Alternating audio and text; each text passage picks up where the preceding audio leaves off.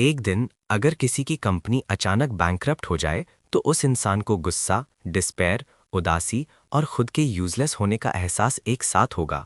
चांद का हाल भी बिल्कुल ऐसा ही था। वो बार बार अपने फॉर्मर बॉस को कॉल कर रहा था, लेकिन कोई रिस्पॉन्स नहीं मिला।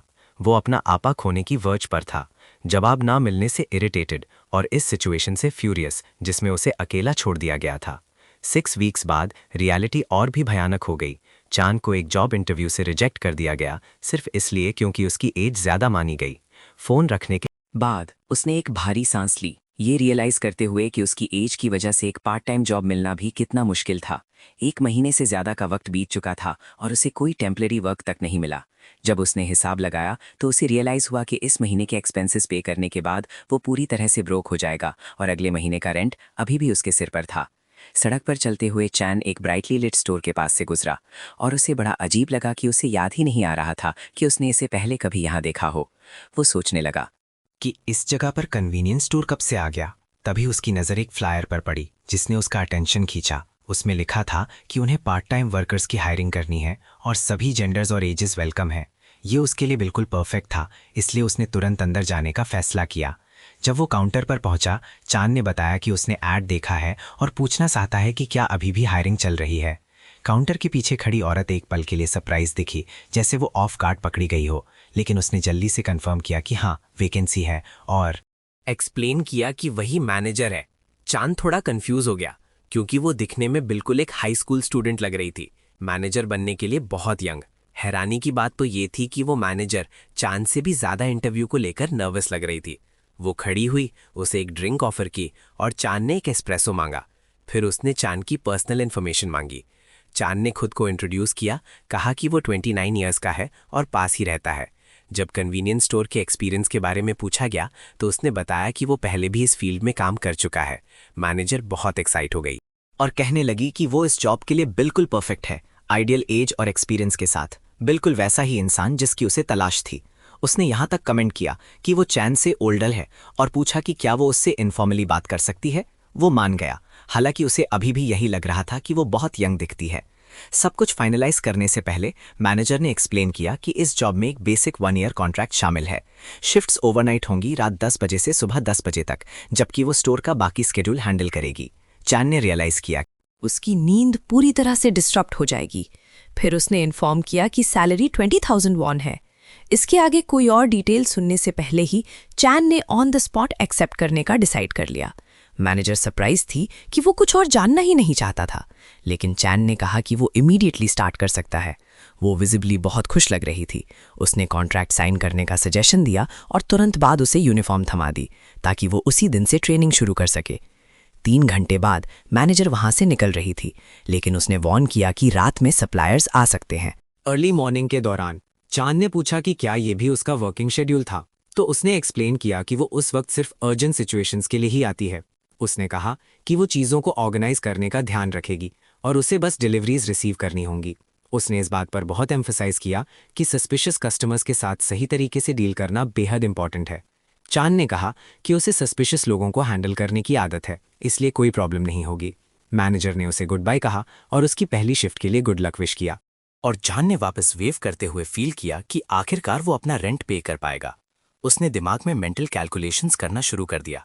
दिन के 12 घंटे, हफ्ते के 7 दिन काम करके 1 मिलियन वॉन की वीकली पे के साथ वो महीने का 6.7 मिलियन से 8.4 मिलियन वॉन तक अर्न कर सकता था। तब उसे रियलाइज हुआ कि जो 20,000 वॉन पहले बताए गए थे वो पर आवर थे, पर मंथ नहीं। अगर वो वहां 1 साल काम कर ले तो वो किसी लार्ज कॉर्पोरेशन के वेटरन की मिनिमम सैलरी के बराबर कमा लेगा। सिर्फ 1 महीना उसके सारे एक्सपेंसेस कवर कर देगा। उसके लिए ये एक गोल्डन अपॉर्चुनिटी लग रही थी और उसने डिसाइड किया कि उसे इस जॉब में टिके रहना होगा। और तभी स्टोर में पहले कस्टमर ने एंट्री ली।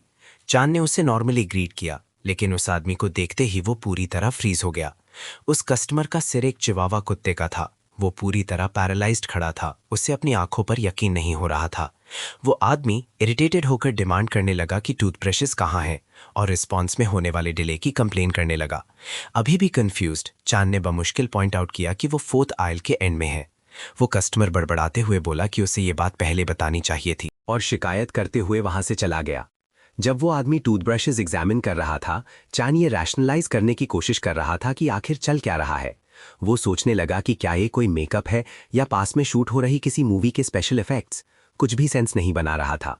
जब कस्टमर रजिस्टर पर आया तो उसने प्रोडक्ट के लिए पे किया, लेकिन बिना अपना चेंज लिए ही जाने लगा। जब चान ने उसे टोका तो उसने इरिटेबली जवाब दिया कि वो चेंज अपने पास रख ले और बस वहां से चला गया। काउंटर के पीछे फिर से अकेला खड़ा चान बस यही समझने की कोशिश कर रहा था कि अभी अभी क्या हुआ। वो सोच रहा था कि क्या ये मैनेजर के बताए गए सस्पिशियस कस्टमर की कैटेगरी में फिट बैठता है। डीप डाउन वो अभी भी खुद को कन्विंस करने की कोशिश कर रहा था कि ये कोई मेकअप या किसी तरह की परफॉर्मेंस ही होगी, क्योंकि किसी और एक्सप्लेनेशन को एक्सेप्ट करना इम्पॉसिबल लग रहा था। ये महज उसकी इमेजिनेशन होने के हिसाब से बहुत ज़्यादा रियलिस्टिक था।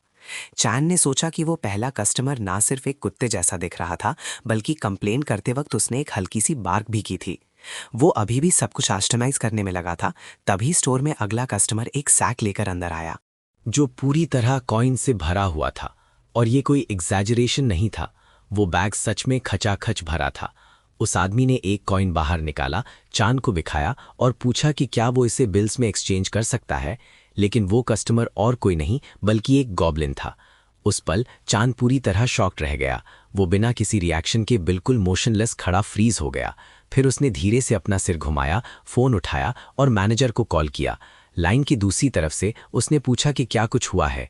अभी भी डिसबिलीफ में चान ने एक्सप्लेन किया कि वहां स्टोर के अंदर एक गॉब्लिन है।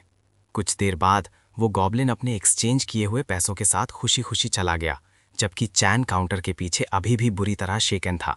उसे यकीन हो चुका था कि ये कोई ड्रीम नहीं था, वो डेफिनेटली एक गॉब्लिन ही था। कॉइन्स काउंट करते वक्त वो कस्टमर उसे एक बहुत ही स्ट्रेंज और अनकंफर्टेबल एक्सप्रेशन के साथ घूर रहा था। चान ने लगभग 20 मिनट्स तक 100 वॉन के 145 कॉइन्स और 500 वॉन के 31 कॉइन्स काउंट किए थे। मैनेजर ने फ़ोन पर पूछा कि क्या वो कस्टमर जा चुका है, और चान ने रिप्लाई किया कि उसे लगने लगा है कि वो पागल हो रहा है। उसने कहा कि कस्टमर्स की अपीयरेंसेस बहुत ही ज़्यादा स्ट्रेंज थीं। पहले वाले का सिर एक चिबावा का था और वो अपनी लाइफ से बड़ा एंग्री लग रहा था। दूसरा एक गॉब्लिन था जिसने उससे 30,000 वॉन के कॉइन्स एक्सचेंज करवाए। मैनेजर ने एकदम कैजुअली रिप्लाई किया कि वो जो बता रहा है उसमें कुछ भी स्ट्रेंज नहीं है। उसने एक्सप्लेन किया कि उस स्टोर का टेलीपोर्टेशन पॉइंट शहर के बिल्कुल सेंटर में है, इसलिए वहाँ कोबॉल्स और गॉब्लिन्स का हाई प्रोपोर्शन में आना बिल्कुल नॉर्मल बात है। चान ने इमीडिएटली उसे इंटरप्ट किया, ये समझने की कोशिश करते हुए कि उसने अभी अभी क्या सुना। कंफ्यूजन में टेलीपोर्टेशन वर्ड को रिपीट किया और पूछा कि एक कन्वीनियंस स्टोर में भला ऐसा कुछ क्यों होगा। मैनेजर ने सिंपली एक्सप्लेन किया कि ये ज्यादा कस्टमर्स तक पहुंचने के लिए है। चैन ने पूछा कि टेलीपोर्टेशन से उसका क्या मतलब है और वो कोई स्टोर मैनेजर है या फिर कोई मेज। उसने जवाब दिया कि वो दोनों हैं, कि वो एक मेज है और ये स्टोर टेलीपोर्टेशन मैजिक से एन्चेंटेड है, एक ऐसा स्पेल जो उसने खुद क्रिएट किया है। उसी की वजह से ये स्टोर एक ही टाइम पर कई जगहों से ऑपरेट होता है। उस पल चैन बिल्कुल साइलेंट हो गया। वो धीरे धीरे स्टोर के डोर की तरफ बढ़ा, जबकि मैनेजर ने कहा कि वो अगले दिन उसे सारी डिटेल्स एक्सप्लेन कर देगी। जब उसने डोर खोला तो वो पूरी तरह स्टन रह गया। बाहर अलग अलग रेसेस के लोग घूम रहे थे। नॉर्मली उसने angels, goblins, kobolds, beast like creatures, orcs, minotaurs, साथ ही ज़ॉम्बीज और यहां तक कि रोबोट्स को सड़क पर चलते हुए देखा। उसके मुंह से कोई शब्द ही नहीं निकल रहा था। मैनेजर ने कमेंट किया कि वो किसी अनदर वर्ल्ड के इंसान जैसा लग रहा है और ये बड़ा फनी होगा अगर ये बात सच निकले। चांद ने धीरे से डोर क्लोज किया और रिप्लाई किया कि उसे लगता है कि वो सच में किसी अनदर वर्ल्ड से ही है। उसने कहा कि वो जहां से आया है वहां अलग अलग स्पीशीज नहीं होती, मैजिक तो बहुत दूर की बात है। मैनेजर कंफ्यूज दिखे, उस इन्फॉर्मेशन को प्रोसेस करने की कोशिश करते हुए। सडनली किसी ने स्टोर के ग्लास डोर पर जोर से बैंग करना शुरू कर दिया। मैनेजर ने पूछा कि ये नॉइज कैसी है। दूसरी तरफ एक एक्सट्रीमली फ्राइटनिंग लड़की ग्लास के आर पार घूर रही थी, जिसने चैन को टेरिफाई कर दिया। वो कुछ मोमेंट्स तक नॉक करती रही, लेकिन कुछ देर बाद सब कुछ फिर से नॉर्मल लग रहा था। और वहीं कस्टमर स्टोर के अंदर बड़ी कामली शॉपिंग कर रही थी। मैनेजर ने एक्सप्लेन किया कि चैन शायद क्रॉसओवर करके इस वर्ल्ड में आ गया है, हालांकि उसे सच में नहीं पता कि ये कैसे हुआ। जब वो बात कर रही थी, चैन उस कस्टमर से छिप गया, क्योंकि वो नेचुरली एक्ट करने के हिसाब से बहुत ज़्यादा सस्पिशियस था। उसने पूछा कि उसे हर एक स्पीशीज़ के साथ कैसे डील करना चाहिए, क्योंकि ठीक उसी मोमेंट एक बहुत ही डिस्टर्बिंग सी लड़की स्टोर के फ्लोर पर क्रॉल कर रही थी, हंसते हुए और उस इनकॉम्प्रहेंसिबल सी चीज़ें बड़बड़ाते हुए। मैनेजर ने उसे कस्टमर के फिजिकल फीचर्स डिस्क्राइब करने को कहा चान ने बताया कि उसके सिर पर हॉर्न्स हैं और छोटे बैट विंग्स हैं। मैनेजर ने एक्सप्लेन किया कि वो एक सक्यूबिस है और वो पर्टिकुलरली डेंजरस नहीं है, इसलिए उसे ज्यादा वरी करने की जरूरत नहीं है। फिलहाल के लिए उसे काउंटर के नीचे रखा हुआ कर्स डिटेक्टर ढूंढना चाहिए। उसे स्पॉट करना आसान होगा क्योंकि वो बहुत कलरफुल है। चान ने ढूंढना शुरू किया और उसे अजीब लगा कि उसने कलरफुल होने पर इतना एम्फसाइज क्यों किया था। उसे वो तुरंत मिल गया क्योंकि वो लिटरली एक ब्राइट पिंक और येलो मैजिक वॉन्ड की जो एक्सट्रीम फ्लैशी थी। उसने कंफर्म किया कि उसे वो ऑब्जेक्ट मिल गया है और पूछा कि क्या ये नॉइजी और शाइनी खिलौना सच में कर्स डिटेक्टर है। मैनेजर ने कंफर्म किया कि हाँ वही है। उसने क्वेश्चन किया कि ये इतना एग्जैजरेटेड क्यों लग रहा है। मैनेजर ने एक्सप्लेन किया कि कर्सेस से अफेक्ट होने वाले लोग यूजुअली सैड और डिप्रेस्ड होते हैं, इसलिए उन्हें चेयर अप करने के लिए उसने इस ऑब्जेक्ट को कलरफुल बनाया है। चांद को लगा कि ये चीज़ तो शायद किसी को भी और ज़्यादा डिप्रेस्ड कर देगी। मैनेजर ने उसे इंस्ट्रक्ट किया कि डिटेक्टर यूज़ करने के लिए उसे बस इसे कस्टमर की स्किन के किसी एक्सपोज्ड पार्ट पर प्रेस करना है और बटन पुश करना है। बिल्कुल उसी मोमेंट वो सक्यूबस एक बहुत ही टेरिफाइंग तरीके से काउंटर के ऊपर चढ़ने लगी। चैन पूरी तरह नर्वस और ये ना समझ पाते हुए कि क्या किया जाए, उसने रिफ्लेक्स में आकर वो बटन प्रेस कर दिया। सडनली उस वॉन्ड से एक रॉड तेजी से बाहर निकली और सीधे सक्यूबस के फोरहेड पर जा लगी, जिससे वो क्रीचर जमीन पर गिर पड़ी। वो पूरी तरह कंफ्यूज था कि अभी अभी क्या हुआ है। कुछ सेकंड्स के बाद वो सक्यूबस जमीन पर पसरी हुई थी, जबकि चैन वहां खड़ा उस इनॉर्म रॉड को पकड़े बस यही समझने की कोशिश कर रहा था कि कैसे उसकी लाइफ सिर्फ एक वर्क शिफ्ट में अपसाइड डाउन हो गई है। इम्पैक्ट के बाद डिटेक्टर ने अपना काम खुद ही कर दिया। वो रॉड वापस वॉन्ड के अंदर रिट्रैक्ट हो गई और उसकी टिप पर बना वो छोटा सा हार्ट ग्लो करने लगा। चैन ने धीरे धीरे खुद को संभाला और उसे चेक करने के लिए केयरफुली सक्यूबस की तरफ बढ़ा। वो जमीन पर कंप्लीटली नॉकआउट पड़ी थी। इमीडिएटली उसे लगा कि उसने कस्टमर को मार डाला है। उसने मैनेजर को कॉल किया और उसने पूछा कि क्या कस्टमर को डिटेक्टर से हिट हुआ है। चैन ने रिप्लाई किया कि हाँ, और वो भी कुछ ज़्यादा ही जोर से। मैनेजर ने एक्सप्लेन किया कि सब कुछ फाइन है और वो डिवाइस इसी तरह से काम करता है। फिर उसने पूछा कि डिटेक्शन रिजल्ट क्या आया। चैन ने कहा कि वो पर्पल ग्लो कर रहा है, एक स्ट्रॉन्ग वायलेट कलर। मैनेजर ने उसे इंस्ट्रक्ट किया कि गम सेक्शन की ऊपर वाली शेल्फ से एक कर्स रेमेडी ले, जिसका नाम होम सिकनेस मेडिसिन है। उसे बस कस्टमर के मुंह में 2 पिल्स डालनी है और इफेक्ट इमीडिएट होगा। कुछ देर बाद वो सक्यूबस होश में आ गई। चैन अभी भी उससे डर रहा था, इसलिए उसने डिस्टेंस से ही ऑब्जर्व करने का डिसाइड किया। अप्रोच करने से पहले उसने पूछा कि क्या वो बेटर फील कर रही है और उसे मेडिसिन लेने को कहा, क्योंकि उससे वो जल्दी मच बेटर फील करेगी। जब उसने फाइनली उसके फेस को प्रॉपर तरीके से देखा तो रियलाइज किया कि उसकी अपीयरेंस पहले से बहुत डिफरेंट लग रही थी। ऐसा नहीं था कि वो प्रिटियर हो गई थी, बल्कि ऐसा लग रहा था जैसे वो अब ज़्यादा नॉर्मल दिख रही हो। सडनली उसे नौजिया की एक तेज़ वेव फील हुई और उसने स्टोर के फ्लोर पर वॉमिट करना शुरू कर दिया। उसने काफ़ी ज़्यादा थ्रो अप किया, फिर राहत की सांस लेते हुए कहा कि वो अब मच बेटर फील कर रही है। फिर भी चान पहले से ही इरिटेटेड था।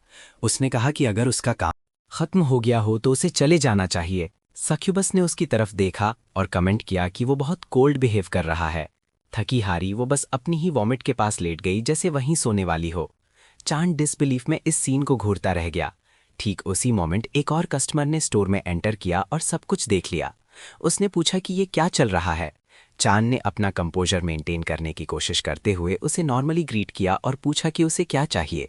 कस्टमर ने पूछा कि क्या उनके पास 17 डिग्री ब्लड बैग्स हैं।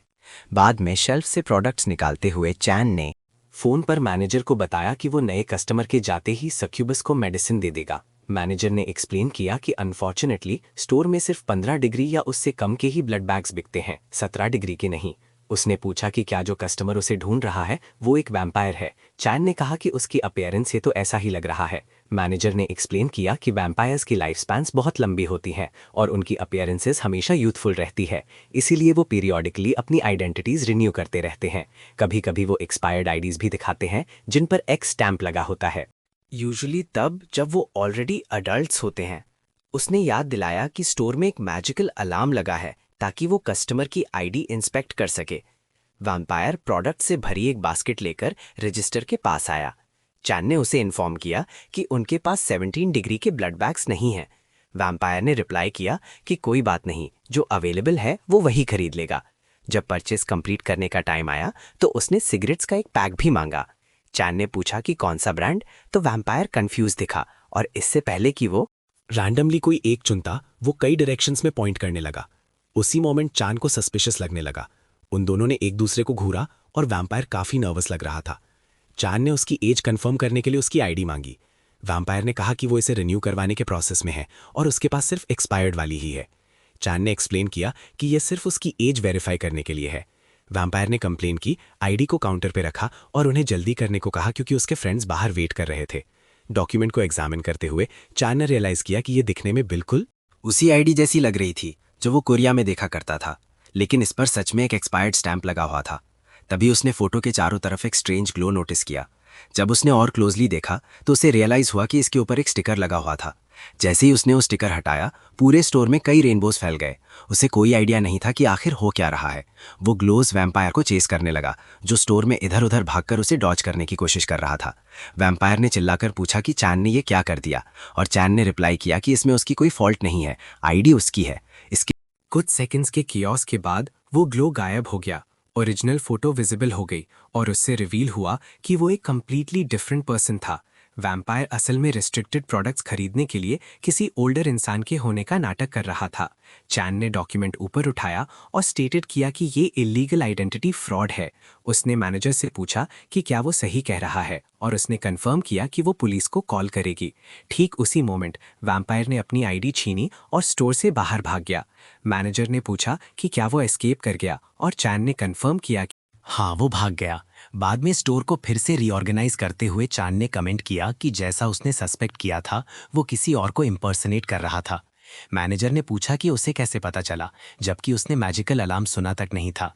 चान ने एक्सप्लेन किया कि कस्टमर ने जो आईडी दी थी उसके फ्रंट पर एक मैजिकल स्टिकर लगा था, जिससे वो इन्फॉर्मेशन फॉल्सिफाई करने की कोशिश कर रहा था। मैनेजर ने पूछा कि क्या उसने ये नेकेड आई से नोटिस कर लिया था। चान ने रिप्लाई किया कि हाँ, उसने ऐसा कुछ पहले भी देखा है। वो सरप्राइज थी क्योंकि उस वर्ल्ड में सिक्योरिटी बहुत स्ट्रिक्ट थी और फोर्जरी एक्सट्रीमली डिफिकल्ट थी। फोर्जर्स इल्यूजन मैजिक के स्किल्ड प्रोफेशनल्स होते थे, जिन्हें बिना स्पेशल इक्विपमेंट के डिटेक्ट करना ऑलमोस्ट इम्पॉसिबल था। फिर भी चान ने सिर्फ देखकर ही नोटिस कर लिया था। उसने फिर पूछा कि उसने बिना किसी टूल के इसे कैसे आइडेंटिफाई कर लिया। चान ने वैम्पायर के बारे में और केयरफुली सोचा और रियलाइज किया कि वो उस मोमेंट बहुत नर्वस था। इसके अलावा आईडी पर लगा स्टिकर बहुत पुअरली प्लेस्ड लग रहा था, जैसे उसे जल्दीबाजी में चिपकाया गया हो। फिर भी मैनेजर ने सडनली कॉन्वर्सेशन की, डायरेक्शन चेंज कर दी और सजेस्ट किया कि शायद उसका कॉन्ट्रैक्ट टर्मिनेट करना ही बेटर होगा। इमीडिएटली चैन को लगा जैसे उसके पैरों तले जमीन खिसक गई हो। उसने पूछा कि क्यों। उसे लगा कि शायद उसने कुछ गलत कर दिया है। मैनेजर ने एक्सप्लेन किया कि बात वो नहीं है, ऑन द कॉन्ट्ररी वो बहुत अच्छा काम कर रहा है। प्रॉब्लम ये थी कि वो किसी अनदर वर्ल्ड से आया इंसान है जो यहाँ एक्सीडेंटली पहुंच गया है और उसे वरी हो रही थी कि कहीं उसके साथ कुछ डेंजरस ना हो जाए। चान ने रिप्लाई किया कि वो बिल्कुल फाइन है, कि इन सब के बावजूद ऐसा नहीं है कि वो कंप्लीटली टेरिफाइड है और वो वहां काम करना कंटिन्यू रखना चाहता है। उसने पूछा कि क्या ये उसे एक्सेप्टेबल नहीं है। मैनेजर कुछ सेकंड्स के लिए साइलेंट हो गई और चान सोचने लगा कि क्या उसने कुछ गलत कह दिया। डीप डाउन वो जानता था कि उसे इस जॉब की डेस्परेटली जरूरत है। अगर उसने ये अपॉर्चुनिटी खो दी तो वो अपने बिल्स पे नहीं कर पाएगा और लिटरली किसी ब्रिज के नीचे रहने को मजबूर हो जाएगा। कुछ देर सोचने के बाद मैनेजर ने कहा कि ठीक है, लेकिन बाद में उसे कंप्लेन करने की इजाजत नहीं होगी। चान ने कमेंट किया कि वो ऑलमोस्ट शाउट कर रही थी और पूछा कि क्या पॉसिबल हो तो वो सपोर्ट प्रोवाइड करने के लिए उसके साथ फोन पर रह सकती है। मैनेजर ने रिप्लाई किया कि वो भी यही सोच रही थी। उसने पूछा कि क्या उसने सक्यूबेस को मेडिसिन दे दी है। चैन ने कहा कि वो अभी तुरंत दे देगा। उसने पाउडर उसके मुंह में डाल दिया, भले ही वो अभी भी एक एंजल की तरह पीसफुली सो रही थी। फिर उसने फ़ोन पर मैनेजर को इन्फॉर्म किया कि उसने मेडिसिन एडमिनिस्टर कर दी है, लेकिन अभी तक कोई रिएक्शन नहीं देखा है। मैनेजर ने एक्सप्लेन किया कि वो जल्दी ही नॉर्मल हो जाएगी, हालांकि उसे नॉशियस फील हो सकता है और पॉसिबली दोबारा वॉमिट भी कर सकती है। उसने ये भी पूछा कि क्या सक्यूबस डिजी या कंफ्यूज लग रही है। चैन ने कहा कि एक्चुअली ऐसा नहीं है। तो मैनेजर ने सजेस्ट किया कि कोई लिंगरिंग इफेक्ट बचा है या नहीं, ये चेक करने के लिए कर्स डिटेक्टर को दोबारा यूज करे। टेस्ट के बाद वॉन ना तो ग्लो हुई और ना ही उसने कोई साउंड किया। चैन ने पूछा कि क्या इसका मतलब ये है कि वो बैड कंडीशन में है। मैनेजर ने रिप्लाई किया कि एग्जैक्टली नहीं, बस उसकी स्टेट थोड़ी पिक्यूलियर है। सडनली स्टोर के बाहर से एक जोरदार क्रैश की आवाज गूंजी। चैन को कि शायद कोई मीटियोर गिर गया है। वो भागकर डोर तक गया और उसका सामना स्टैक्ड बॉक्सेस की एक लिटिल वॉल से हुआ। जब वो ये समझने की कोशिश कर रहा था कि आखिर हो क्या रहा है, तभी किसी ने अनाउंस किया कि डिलीवरी आ गई है। वो एक औरत थी जो पेगासस की सवारी कर रही थी। उसने पूछा कि क्या वही नया पार्ट टाइम वर्कर है जिसके बारे में उसकी सिस्टर ने मेंशन किया था। उसने कहा कि उससे मिलकर प्लेजर हुआ। चैन ने एक मोमेंट मांगा और फोन पर मैनेजर को बताया कि वहां पेगासस पर सवार एक इंसान है जिसके पास बॉक्सेस का पहाड़ है, और पूछा कि क्या यही वो लॉजिस्टिक्स है जिसके बारे में उसने पहले मेंशन किया था। मैनेजर ने कंफर्म किया कि हाँ, उसका नाम युन्हा है और वो आज की डिलीवरी के लिए रिस्पॉन्सिबल है। युन्हा ने खुद को फॉर्मली इंट्रोड्यूस किया और कहा कि अब चूंकि उनका प्रॉपरली इंट्रोडक्शन हो गया है तो वो साइड हट सकता है। चैन ने स्टोर के डोर्स खोल दिए ताकि बॉक्सेस अंदर लाने में आसानी हो। उसने चैन से डिलीवरी रिसीट साइन करने को कहा। जब उसने डॉक्यूमेंट देखा तो मैनेजर से पूछा कि इसे कैसे लिखना है, क्योंकि वो अभी तक इस वर्ल्ड के राइटिंग सिस्टम से फेमिलियर नहीं था। मैनेजर ने कहा कि वो युन्हा के साथ मिलकर इसे बाद में सॉर्ट आउट कर लेगी और फिलहाल के लिए उसे बस साइन करना है। जब उसने पूछा कि कौन से आइटम्स आए हैं तो मैनेजर ने रिप्लाई किया कि वो ड्रिंक्स, स्नैक्स और ड्रैगन स्केल्स हैं।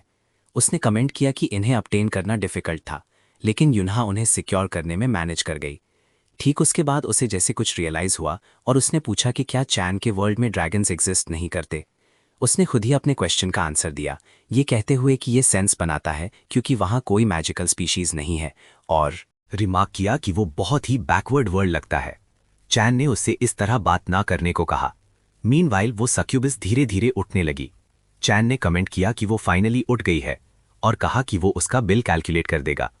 हाउएवर, जैसे ही वो खड़ी हुई उसने पूछा कि लव क्या होता है। चैन स्पीचलेस रह गया और उसने उसके लिए एक टैक्सी कॉल करने का डिसाइड किया। कुछ देर बाद टैक्सी आ गई। उसने अभी भी ड्राउजी सक्यूबस को कार में बैठने में हेल्प की। उसने उसे कार्ड और रिसीट थमाए, लेकिन वो उन्हें प्रॉपरली पकड़ भी नहीं पा रही थी। ड्राइवर ने पूछा कि क्या वो इंटॉक्सिकेटेड है। चैन ने एक्सप्लेन किया कि नहीं, वो बस मेडिकेटेड है और इसलिए डिजी है। उसने ड्राइवर से उसे सेफली ले जाने को कहा। कार के निकलने से पहले सक्यूबस ने एक बार फिर पूछा कि लव क्या होता है। उसने कहा कि जब आप इसके बारे में सोचते भी हैं तो भी ये इनडिस्क्राइबेबल ही रहता है। चैन ने रिप्लाई किया कि लव एक ऐसी चीज है जिसे आप वांट तो करते हैं लेकिन पा नहीं सकते। उन्होंने एक मोमेंट के लिए एक दूसरे को देखा, एक दूसरे के बहुत क्लोज। फिर उसने खुद को करेक्ट किया और उसे भूल जाने को कहा जो उसने अभी कहा था। टैक्सी चली गई और चैन ने फाइनली थोड़ा रिलीफ फील किया। वो एग्जॉस्टेड था और उसने कमेंट किया कि वो होप करता है कि उसे वो कस्टमर दोबारा कभी ना दिखे। उस रात में पहली बार ऐसा लगा जैसे उसे कुछ मिनट्स की पीस मिल जाएगी, लेकिन सडनली यूहा स्टोर का डोर लगभग तोड़ते हुए अंदर आई। चैन ने पूछा कि क्या हुआ और वो इस तरह एक्ट क्यों कर रही है। यूहा तब उसकी तरफ मुड़ी और उससे कहा कि वो मैनेजर को इन्फॉर्म करे कि वो ड्रैगन स्केल्स रिटर्न करने वाली है, क्योंकि उनमें कुछ रॉन्ग है।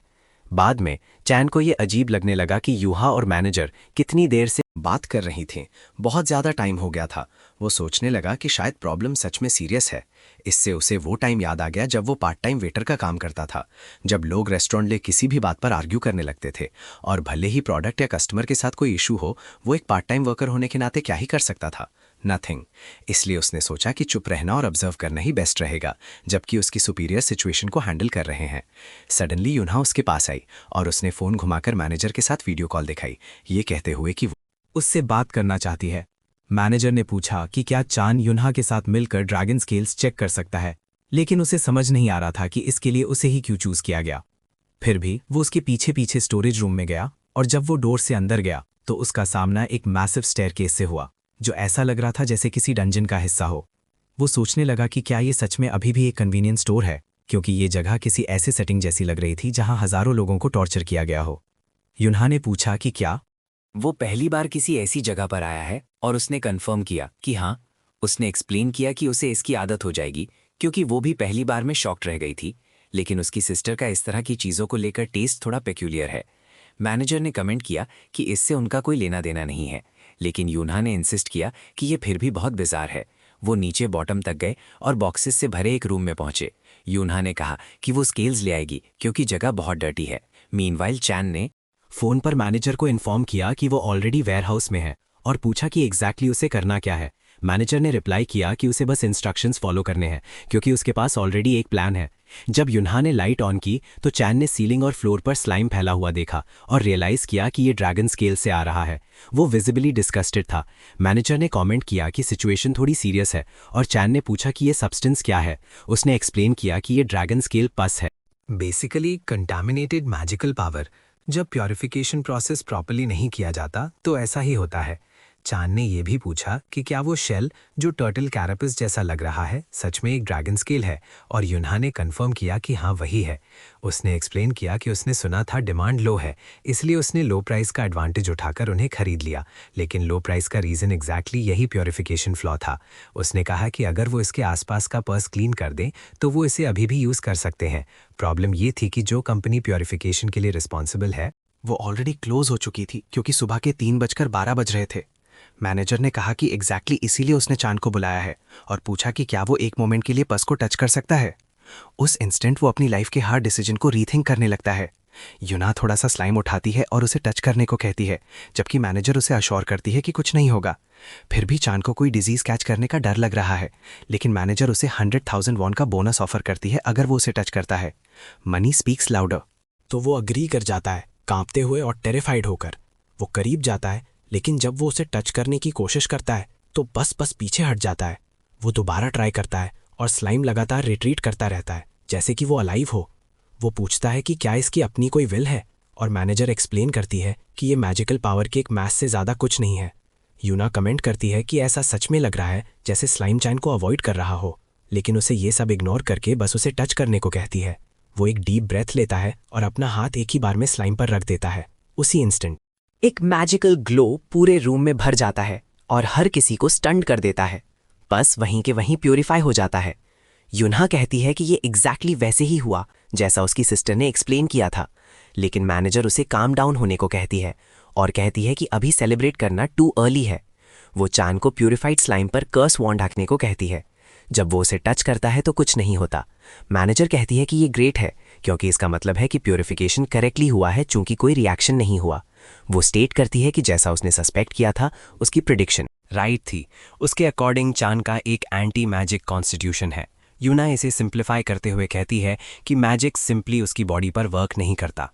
मैनेजर तब कहती है कि वो चांद से और केयरफुली बात करना चाहती है और पूछती है कि क्या उसे वो टेस्ट याद है जो उन्होंने अर्लियर किया था जब उसकी बॉडी ने एक स्ट्रेंज साउंड किया था। वो एक्सप्लेन करती है कि सिर्फ 2 ही केसेस हैं जिनमें ऐसा हो सकता है। पहला ये कि जब किसी पर्सन में एब्सोल्युटली कोई मैजिकल पावर ना हो जो उस वर्ल्ड में एक्सट्रीमली डेंजरस होगा, लेकिन चूंकि चांद अनदर वर्ल्ड से आया है तो ये अनलाइकली है कि उसमें मैजिक बिल्कुल भी ना हो। फिर बचती है सेकेंड पॉसिबिलिटी, और वो ये है कि उसकी बॉडी में मैजिक के लिए एक नेचुरल रेजिस्टेंस है। इसीलिए उसने उससे ड्रैगन स्केल्स चेक करने को कहा था। उसने कहा कि वो शॉप पर वापस लौटने के बाद डिटेल्स देगी। मीनवाइल चांद कंप्लीटली लॉस्ट है, ये समझने की कोशिश करते हुए कि उसके साथ आखिर हो क्या रहा है। फीलिंग कुछ ऐसी है जैसे उसे पर्सी जैक्सन की किसी बुक में फेंक दिया गया हो और सडनली पता चला हो कि वो कोई ऑर्डिनरी पर्सन नहीं है। उसी मोमेंट युन्हा उसके पास आती है और अपने हाथ इतनी क्लोज रखती है कि उनके पीछे की वॉल में क्रैक आ जाता है। वो उससे एक फेवर मांगती है, ये पूछते हुए कि क्या वो स्केल्स प्यूरिफाई करने में हेल्प कर सकता है। चैन कंफ्यूज्ड है और पूछता है कि क्या वो सीरियस है, क्या उसे वो सब अकेले ही प्यूरिफाई करना होगा। युन्हा कंफर्म करती है और कहती है कि उसे बिलीव है कि उसमें पोटेंशियल है। मैनेजर भी वीडियो कॉल के थ्रू उसका अटेंशन कॉल करती है और एक ऐसा एक्सप्रेशन बनाती है जो क्लियरली हेल्प मांग रहा हो। वो दोनों उसे इस तरह से देख रही हैं कि रिफ्यूज करना इम्पॉसिबल हो गया है। चांद सोचने लगता है कि उसने ट्रूली खुद को एक ह्यूज प्रॉब्लम में फंसा लिया है। फिर भी वो कहता है कि वो ये करेगा, लेकिन तभी जब वो उसे स्टेप बाय स्टेप गाइड करे। मैनेजर उसे थैंक्स कहती है और एक्सप्लेन करती है कि मेथड सिंपल है। यूना ऐड करती है कि उसे बस पूंछ से भरे उस होल में अपना आर्म डालना है। उस मोमेंट चैन इमीडिएटली रिग्रेट करता है। वो कहता है कि वो कंटिन्यू नहीं करना चाहता क्योंकि ये बहुत ज़्यादा डेंजरस लग रहा है। यूना उसे अश्योर करती है कि कुछ नहीं होगा, लेकिन वो इंसिस्ट करता है कि उसमें करेज नहीं है। तब मैनेजर बीच में आती है और एक जेनरस बोनस ऑफर करती है अगर वो अपना आर्म उसमें डाल दे। सडनली उसे ट्राई करने के लिए एक अब्सर्ड अमाउंट में मोटिवेशन फील होता है। पास से स्लाइम और भी ज़्यादा डिस्कस्टिंग लग रहा है, लेकिन वो उस मनी के बारे में सोचता है जिसकी उसे ज़रूरत है। प्योरली बोनस से ड्रिवन होकर वो अपना आर्म सीधे पुस में डाल देता है, लेकिन ये उसके इमेजिन किए हुए से कहीं ज़्यादा डीप है। यूना पूछती है कि क्या वो ओके है। चैन यस आंसर करता है क्योंकि उसे कोई पेन फील नहीं हो रहा, लेकिन कमेंट करता है कि ऐसा लग रहा है जैसे कोई चीज उसे अंदर की तरफ पुल कर रही है। यूनहा इमीडिएटली उसे वापस खींचने का डिसाइड करती है। जैसे ही वो खींचती है, प्यूरिफिकेशन ग्लो अपीयर होने लगता है। जितना भी पस रिमूव हो रहा है वो इंस्टेंटली वैनिश हो जाता है, कंप्लीटली प्यूरिफाइड। कुछ मिनट्स के बाद स्केल एंटायरली क्लीन हो जाता है और पूरे रूम में स्लाइम का कोई ट्रेस नहीं बचता। चैन खुद को संभालता है और कमेंट करता है कि काम के पहले दिन के लिए यही सब कुछ एक्सट्रीमली क्यूरोटिक था। उसी मोमेंट यूनहा रियलाइज करती है कि पुल की वजह से वो प्रैक्टिकली उसके ऊपर है और उसे हटने को कहती है। वो इमीडिएटली अपोलोजाइज करता है और पूछता है कि क्या वो ओके है। वो कंफर्म करती है कि सब कुछ फाइन है और पूछती है कि क्या वो भी ओके है। वो कहता है कि उसने फील नहीं किया, प्योरिफिकेशन के दौरान कुछ भी फील नहीं किया, और ये कि जिस तरह से उसने उसे पुल किया उसकी वजह से उसका सिर फ्लोर पर नहीं टकराया। सब्जेक्ट चेंज करते हुए वो स्केल्स के बारे में पूछती है। चांद कर्स वॉन्ड लेता है, स्केल्स को टच करता है और बिल्कुल कोई रिएक्शन नहीं होता। यूनहा सेलिब्रेट करते हुए कहती है कि ये ग्रेट है और प्योरिफिकेशन वर्क कर गया। वो चांद को बहुत थैंक्स कहती है क्योंकि उसने शॉप को एक ह्यूज लॉस से बचा लिया था। वो उस ग्रैटिट्यूड से एम्बैरेस्ड भी फील करता है। जब यूनहा अपने पेगासस पर सवार होकर जा रही होती है तो वो कहती है कि उसने एक ग्रेट जॉब किया है और उसे वरी करने की जरूरत नहीं है क्योंकि ये प्रॉब्लम दोबारा नहीं होनी चाहिए। चैन पूछता है कि क्या वो शॉप पर हर दिन नहीं आती। वो एक्सप्लेन करती है कि वो नहीं आती क्योंकि मैजिकल क्रीचर्स से जुड़ी डिलीवरीज के साथ डील करना कॉम्प्लिकेटेड होता है। वो उसे इतना फॉर्मल होना बंद करने को भी कहती है क्योंकि वो उससे यंगर है। मीनवाइल मैनेजर खुशी खुशी घर पर सब कुछ फॉलो करती रहती है। यूनहा अपने ग्लासेस पहनती है, गुड बाय कहती है और पेगासस पर उड़ जाती है। चैन स्काई की तरफ देखता है और रियलाइज करता है कि ऑलरेडी डॉन हो चुकी है। जल्द ही एक और कस्टमर हरी में आती है ये कहते हुए कि उसे बस पकड़नी है। वो पे करती है, अपना चेंज तक नहीं लेती और भाग जाती है। ठीक उसके बाद बहुत ही स्ट्रेंज कस्टमर्स की एक लाइन लग जाती है। कुछ आवर्स के बाद चांद कंप्लीटली एग्जॉस्टेड हो चुका है। वो बस यही चाहता है कि अपने बेड पर लेट जाए और पास आउट हो जाए। मैनेजर मैसेज भेजकर पूछती है कि क्या उसे नींद नहीं आ रही। वो रिप्लाई करता है कि वो फाइन है। वो कहती है कि वो उसकी पेमेंट लेकर रास्ते में है और पूछती है कि क्या वो सच में ओके है, क्योंकि उसे लगा था कि जैसी रात उसकी गुजरी है उसके बाद तो वो डिस्ट्रॉय हो चुका होगा। उसी मोमेंट डोर अपनी यूजुअल साउंड करता है जो सिग्नल करता है कि एक और कस्टमर ने एंटर किया है। चांद देखता है लेकिन उसे कोई दिखाई नहीं देता। वो अज्यूम करता है कि पर्सन शायद बहुत जल्दी चला गया होगा और वापस अपने फोन में लग जाता है। मैनेजर कमेंट करती है कि वो उसके लिए एक स्लीप पोर्शन प्रिपेयर कर सकती है ताकि वो दिन में रेस्ट कर सके। चांद इमीडिएटली सोचता है कि वो अपनी लाइफ में कभी मैजिक पोर्शन नहीं लेगा। सडनली कोई उसका अटेंशन कॉल करता है। जब वो दोबारा देखता है तो उसे रियलाइज होता है कि वो पर्सन गया नहीं था, वो बस बहुत शॉर्ट थी। वो एक लिटिल गर्ल थी। वो पोलाइटली पूछती है कि क्या उसके पास कलर्ड पेपर है। वो ये भी पूछती है कि क्या उसके पास सिजर्स और दूसरे स्कूल सप्लाईज हैं। चांद कहता है कि हैं, लेकिन वो एक ऐसी शेल्फ पर है जो उसके लिए बहुत हाई है। वो उन्हें लाने जाता है लेकिन गर्ल कहती है कि वो खुद मैनेज कर सकती है। वो देखता है और नोटिस करता है कि वो काफ़ी स्मार्ट लग रही है। हाउएवर वो बहुत पेल है, ऑलमोस्ट जैसे वो एल्बाइनो हो, और वो इस थॉट में ड्रिफ्ट होने लगता है कि वो दिखने में किसी रेप्टाइल जैसी भी लग रही है। मीनवाइल वो आइटम्स तक रीच करने की ट्राई करती है लेकिन नहीं कर पाती और रोने लगती है। चैन क्विकली आगे बढ़ता है, सिजर्स और कलर्ड पेपर उठाता है और उन्हें उसे पकड़ा देता है। गर्ल उसे पोलाइटली थैंक्स कहती है। फिर भी चान ये वंडर करता रहता है कि क्या वो किसी तरह की रेप्टिलियन रेस से बिलोंग करती है, और इमेजिन करता है कि अगर उसने शॉप के अंदर ड्रैगन ब्रेथ रिलीज कर दी तो वो पूरी जगह को डिस्ट्रॉय कर सकती है। लेकिन तभी वो प्राइस देखती है और कहती है कि वो सिजर्स नहीं खरीद सकती क्योंकि उसके पास सिर्फ 5000 वॉन है और ये सब कुछ पे करने के लिए इनफ नहीं है। चान कहता है कि वो सिर्फ 100 वॉन शॉट है और डिफरेंस कवर करने का ऑफर देता है। लिटिल गर्ल रिफ्यूज कर देती है, एक्सप्लेन करते हुए कि उसकी मदर ने उसे सिखाया है कि स्ट्रेंजर से कभी मनी एक्सेप्ट नहीं करनी चाहिए। वो फिर पूछता है कि उसे मटेरियल्स किस लिए चाहिए। गर्ल रिप्लाई करती है कि मदर्स डे आने वाला है और वो एक गिफ्ट प्रिपेयर करना चाहती है। उसने किंडरगार्टन में इस डेट के बारे में सीखा और चूंकि उसे चिल्ड्रंस डे पर हमेशा प्रेजेंट मिलता है तो उसे लगता है कि अपनी मदर को भी गिफ्ट देना ओनली फेयर है। चायन उस लिटिल गर्ल के एटीट्यूड से जेन्युइनली मूव हो जाता है। वो सजेस्ट करता है कि पेपर कट करने के बजाय वो ओरिगामी बना सकती है, लेकिन वो एक्सप्लेन करती है कि एग्जैक्टली यही तो प्रॉब्लम है।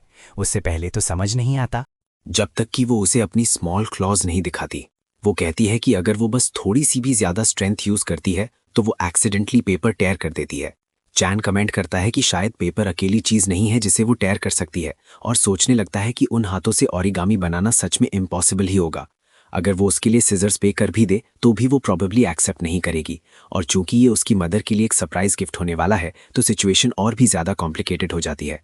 तब चैन को एक आइडिया आता है और वो कहता है कि वो उसे सिजर्स लेंड कर सकता है। वो फ्लावर ड्राइंग्स वाली एक पेपर शीट लेता है और एक्सप्लेन करता है कि वो उन्हें कट करके कलर्ड पेपर पे ग्लू कर सकती है। लिटिल गर्ल एक्साइटेडली थैंक्स कहती है और गिफ्ट बनाना स्टार्ट कर देती है। चैन साइलेंस में देखता रहता है और फील करता है कि ये उसके लिए भी कुछ इम्पोर्टेंट बन गया है। वो सोचता है कि शायद उसे थोड़ी देर में बाहर चले जाना चाहिए और उसे फिनिश करने के लिए वही छोड़ देना चाहिए, लेकिन किसी चाइल्ड का इतनी देर तक शॉप में अकेले रहना भी राइट नहीं लगता। वो ज़रूर नियर बाय ही रहती होगी। उसी टाइम उसे याद आता है कि मैनेजर किसी भी मोमेंट वहां आ सकती है और वो इमेजिन करने लगता है कि वो क्या कहेगी। सडनली लिटिल गर्ल भागकर एक शेल्फ के पास जाती है, एक चॉकलेट बार उठाती है और पूछती है कि इसकी कॉस्ट कितनी है। चैन आंसर करता है कि ये 2001 की है और पूछता है कि क्या वो इसे लेना चाहती है। वो प्रॉपरली पे करती है। वो कमेंट करता है कि वो इसे अभी ईट कर सकती है, लेकिन वो रुकती है, चॉकलेट को हाफ में ब्रेक करती है और एक हाफ उसे थमाते हुए कहती है कि वो वर्क करते हुए ईट कर सकते हैं। चैन कहता है कि उसे इसलिए नहीं है, चॉकलेट उसकी है और उसे ब्रिकर पीस रखना चाहिए। गर्ल रिप्लाई करती है कि वो उससे बिगर है, इसलिए उसके ज़्यादा ईट करने में ज़्यादा सेंस बनता है। वो ये भी मेंशन करती है कि उसकी मदर ने कहा था कि अगर आप टू मच चॉकलेट खाते हैं तो आपके टीथ रॉट होकर गिर जाते हैं। चैन एक सेकंड के लिए अपने खुद के टीथ के बारे में सोचता है, लेकिन वो इतना इंसिस्ट करती है कि वो उससे शेयर करना एक्सेप्ट कर लेता है। उसी मोमेंट मैनेजर चीयरफुली अराइव करती है, चैन को गुड मॉर्निंग विश करती है और कमेंट करती है कि वो टायर्ड होगा। वो ऑलमोस्ट चॉकलेट से चोक हो जाता है और ऑकवर्डली रिस्पॉन्ड करता है। मैनेजर पूछती है कि वो गर्ल कौन है। चैन एक्सप्लेन करता है कि उसने उसे सीजर्स लैंड की है क्योंकि उसके पास उन्हें बाय करने के लिए इनफ मनी नहीं थे और वो एक गिफ्ट बनाना चाहती थी। वो अपने ओन पर ये डिसीजन लेने के लिए अपोलोजाइज करता है और कमेंट करता है कि उसे फिनिश करने में थोड़ा टाइम लग रहा है। मैनेजर कहती है कि वो अंडरस्टैंड करती है, लेकिन ऑब्जर्व करती है कि गर्ल शाय लग रही है। चैन सोचता है कि उसकी एज के लिए ये नॉर्मल है। तब मैनेजर रिवील करती है कि वो गर्ल एक स्पेशल रेस से बिलोंग करती है, एक प्योर ब्लड ड्रैगन। वो एक्सप्लेन करती है कि ड्रैगन्स पैदा होने से पहले 3 इयर्स तक एग के अंबे में डेवलप करते हुए उस टाइम के दौरान अपनी फिजिकल बॉडी के अलावा वो एक हॉर्न डेवलप करते हैं, एक ऐसा ऑर्गन जो मैजिकल पावर डिटेक्ट करने के केपेबल होता है। ये कोई ऑर्डिनरी हॉर्न नहीं है, बल्कि कुछ ऐसा है जो मैजिकल सेंसर की तरह वर्क करता है। यंग ड्रैगन्स लोगों की मैजिकल पावर को डिफरेंट कलर्स के रूप में देख सकते हैं। हर पर्सन का अपना कलर होता है। प्रॉब्लम ये है कि जब वो स्टिल यंग होते हैं तो उन्हें ये एबिलिटी बहुत अच्छे से कंट्रोल करना नहीं आता। कभी कभी डिटेक्शन फेल हो जाता है या वो प्रॉपरली कलर्स डिस्टिंग्विश नहीं कर पाते। इसीलिए उन्हें सिर्फ हॉर्न पर रिलाई नहीं करना चाहिए। ये डिसाइड करने के लिए कि कोई गुड है या बैड, उस तरह का जजमेंट लाइफ एक्सपीरियंस से आना चाहिए। इसीलिए ड्रैगन पेरेंट्स इतने प्रोटेक्टिव होते हैं, स्पेशली जब बात प्योर ब्लड की हो, जो एक्सट्रीमली रेयर होते हैं। उसी मोमेंट लिटिल ड्रैगन हैप्पीली वापस आती है, ये कहते हुए कि उसने फ्लावर फिनिश कर लिया है। मैनेजर उसे प्रेज करती है, लेकिन गर्ल चैन के पीछे हाइड हो जाती है। मैनेजर स्लाइटली ऑफेंडेड भी फील करती है, लेकिन कामली एक्सप्लेन करती है कि उसे घर जाकर रेस्ट करने की नीड है क्योंकि उसने होल नाइट काम किया है। वो पूछती है कि क्या गर्ल किसी और दिन वापस आ सकती है। गर्ल चांद को देखती है, जो स्माइल करता है और कहता है कि जो उसने ऑलरेडी बना लिया है वो उसे कीप करेगा और वो जब चाहे वापस आ सकती है। वो पूछती है कि क्या ये ट्रू है। मैनेजर कंफर्म करती है कि वो ऑलवेज वेलकम है। लिटिल ड्रैगन अंकल और आंट को थैंक्स कहती है। मैनेजर इमीडिएटली उसे करेक्ट करते हुए आंट के बजाय बिग सिस्टर बुलाने को कहती है। चांद डिसाइड करता है कि अपनी बॉस के आसपास एज पर कमेंट ना करना ही बेटर है। लिटिल ड्रैगन चली जाती है, तब मैनेजर डोर लॉक करती है और कहती है कि उस शिफ्ट टेक ओवर कर लेगी ताकि चांद रेस्ट कर सके। वो उसे फ्रंट के कैबिनेट से कुछ ग्राब करने को कहती है। उसे समझ नहीं आता कि वो क्या है जब तक कि वो एक डेस्क ग्लोब नहीं देख लेता, उस तरह का जिसमें वर्ल्ड मैप बना होता है। मैनेजर एक्सप्लेन करती है कि ये टेलीपोर्टेशन मशीन है जो शॉप को डिफरेंट लोकेशंस पर मूव करने के लिए रिस्पॉन्सिबल है। चान इम्प्रेस्ड है। मैनेजर कमेंट करती है कि उसने इसे खुद क्रिएट किया है और ये उसकी शॉप के लिए एक्सक्लूसिव है। हावेवर वो उसे केयरफुल रहने के लिए वार्न करती है क्योंकि वो स्पेसिफिक एरियाज प्रोग्राम करती है जहां शॉप ऑपरेट कर सकती है। अगर वो इसे इनकरेक्टली हैंडल करेगा तो वो किसी कंप्लीटली रैंडम प्लेस पर टेलीपोर्ट हो सकता है। चान कहता है कि वो ये याद रखेगा। मैनेजर एक्सप्लेन करती है कि इसे यूज करना सिंपल है, उसे बस स्क्रीन पर डिजायर्ड एड्रेस टाइप करना है। फिर भी वो थोड़े फियर के साथ टाइप करना स्टार्ट करता है, ये इमेजिन करते हुए कि वो मशीन उसे कहाँ सेंड कर सकती है। मैनेजर एक्सप्लेन करती है कि अगर वो एड्रेस टाइप करती तो एक रिस्क रहता कि शॉप उसके वर्ल्ड में ना जाए। चान पूछता है कि उसने पहले कैसे मैनेज किया। वो आंसर करती है कि टेलीपोर्टेशन वर्क करने के लिए दो चीज़ें एसेंशियल हैं, क्लियर इन्फॉर्मेशन और विल पावर। अगर पर्सन में उस प्लेस पर जाने की रियल डिज़ायर नहीं है तो मैजिक फेल हो जाता है। चूँकि वो उसके वर्ल्ड के बारे में नथिंग जानती है तो वो प्रोसेस को करेक्टली गाइड नहीं कर पाएगी, इसीलिए उसे खुद मशीन ऑपरेट करने की नीड है। चैन याद करता है कि उसने कहा था कि मैजिक उसकी बॉडी पर वर्क नहीं करता और क्वेश्चन करता है कि क्या ये एनीवे वर्क करेगा। मैनेजर उसे ट्रस्ट करने को कहती है, गारंटी देती है कि ये वर्क करेगा और कहती है कि वो इस बारे में सर्टेन है। वो उस पर बिलीव करने का डिसाइड करता है। वो एड्रेस टाइप करना बिगिन करता है, अभी भी थोड़ा टेंस। मैनेजर रीइंफोर्स करती है कि एड्रेस राइट करने के अलावा उसे घर रिटर्न होने की चाहत के बारे में स्ट्रांगली सोचना होगा। ये कोई गुड मेमोरी हो सकती है या बैड मेमोरी, लेकिन इसे स्ट्रांग होना चाहिए। तो चैन अपने ओन वर्ल्ड के बारे में सोचता है। भले ही उसे उस कंपनी ने बिट्रे किया जहां वो वर्क करता था और वो उस प्लेस को क्रूअल कंसिडर करता है, फिर भी ये वो वर्ल्ड है जहां वो कभी हैप्पी था। वो याद करता है जब वो चाइल्ड था, वो गेम्स, वो सिंपल चीज़ें। उसका वर्ल्ड आयरनी से फुल है, लेकिन फिर भी ये उसका होम है। जब वो अपनी आईज ओपन करता है, मैनेजर उसे शॉप के बाहर स्टेप करने और खुद देखने को कहती है कि क्या हुआ है। वो डोर पुश करता है और कंप्लीटली स्टन्ड रह जाता है। वो वापस कोरिया में है। वो अपने ओन नेबरहुड को रिकॉग्नाइज कर लेता है। बस कुछ सेकंड्स के मैटर में वो एक वर्ल्ड से दूसरे वर्ल्ड में ट्रांसपोर्ट हो गया था। मैनेजर कहती है कि अब उसके लिए भी सब कुछ क्लियर हो गया है। अपेरेंटली वो अपने ओन एंटी मैजिक कॉन्स्टिट्यूशन को कंट्रोल करने में मैनेज कर गया। जिस मोमेंट उसने स्केल्स प्योरीफाई किए, वो ट्रूली उन्हें प्योरीफाई करना चाहता था। अगर मैजिक उस पर बिल्कुल भी वर्क नहीं करता तो वो हैपन नहीं होता, लेकिन वो हुआ। इसका मतलब है कि उसकी विल इन्फ्लुएंस करती है कि उसका एंटी मैजिक कैसे रिएक्ट करता है। चान रियलाइज करता है कि इसका क्या इम्प्लाई होता है और पूछता है कि क्या उसने उसे वो सारा पुस सिर्फ एक हाइपोथेसिस के बेस पर प्यूरिफाई करने को कहा था। मैनेजर रिप्लाई करती है हाँ। नेचुरली वो कंटिन्यू करते हुए कहती है कि एंड में वो कंक्लूड कर सकते हैं कि वो शायद उस कॉन्स्टिट्यूशन को जैसे चाहे कंट्रोल कर सकता है। शायद इसी वजह से उसे शॉप मिली। उसे सच में एक जॉब चाहिए थी, इसलिए शॉप उसे अपीयर हो गई। फिर भी वो कहती है कि उसे स्टिल कुछ टाइम और उसे ऑब्जर्व करने की नीड है। वो उसे उसकी पेमेंट और एक स्लीप पोशन हैंड ओवर करती है ताकि वो रेस्ट कर सके।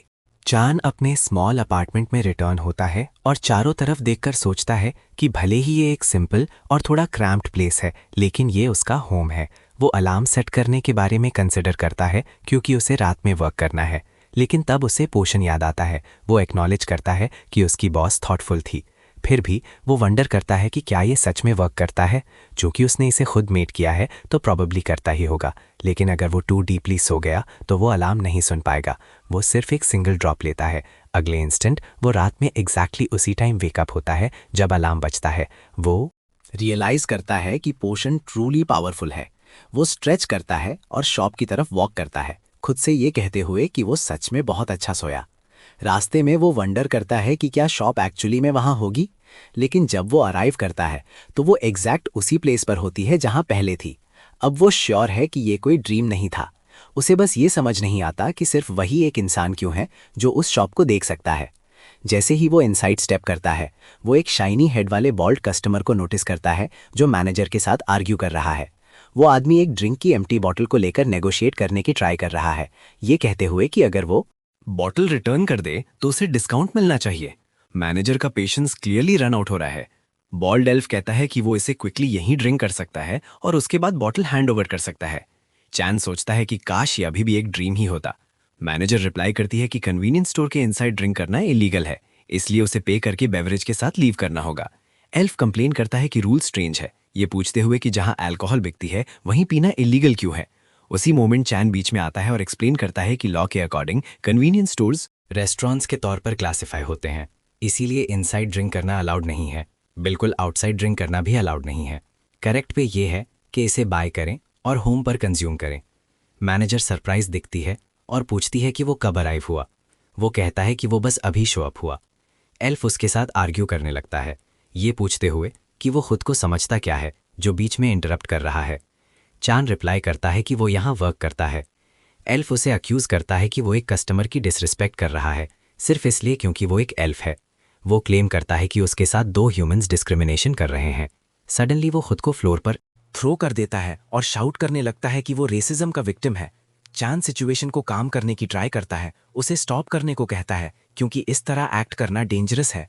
मैनेजर जो ऑलरेडी एग्जॉस्टेड थी पुलिस को कॉल करने के लिए बटन प्रेस कर देती है। कुछ टाइम लेटर ऑफिसर्स अराइव होते हैं और उस बॉल्ड एल्फ को टेक अवे कर लिया जाता है। एक पुलिस ऑफिसर जो खुद भी एक एल्फ है क्या हुआ ये चेक करता है, ये पूछते हुए कि क्या उसने फुल अमाउंट पे करने से रिफ्यूज़ किया और शॉप पे डिस्क्रिमिनेशन का एक्यूजेशन लगाना बिगिन किया। मैनेजर कंफर्म करती है और कहती है कि वो कैमरा फुटेज शो कर सकती है।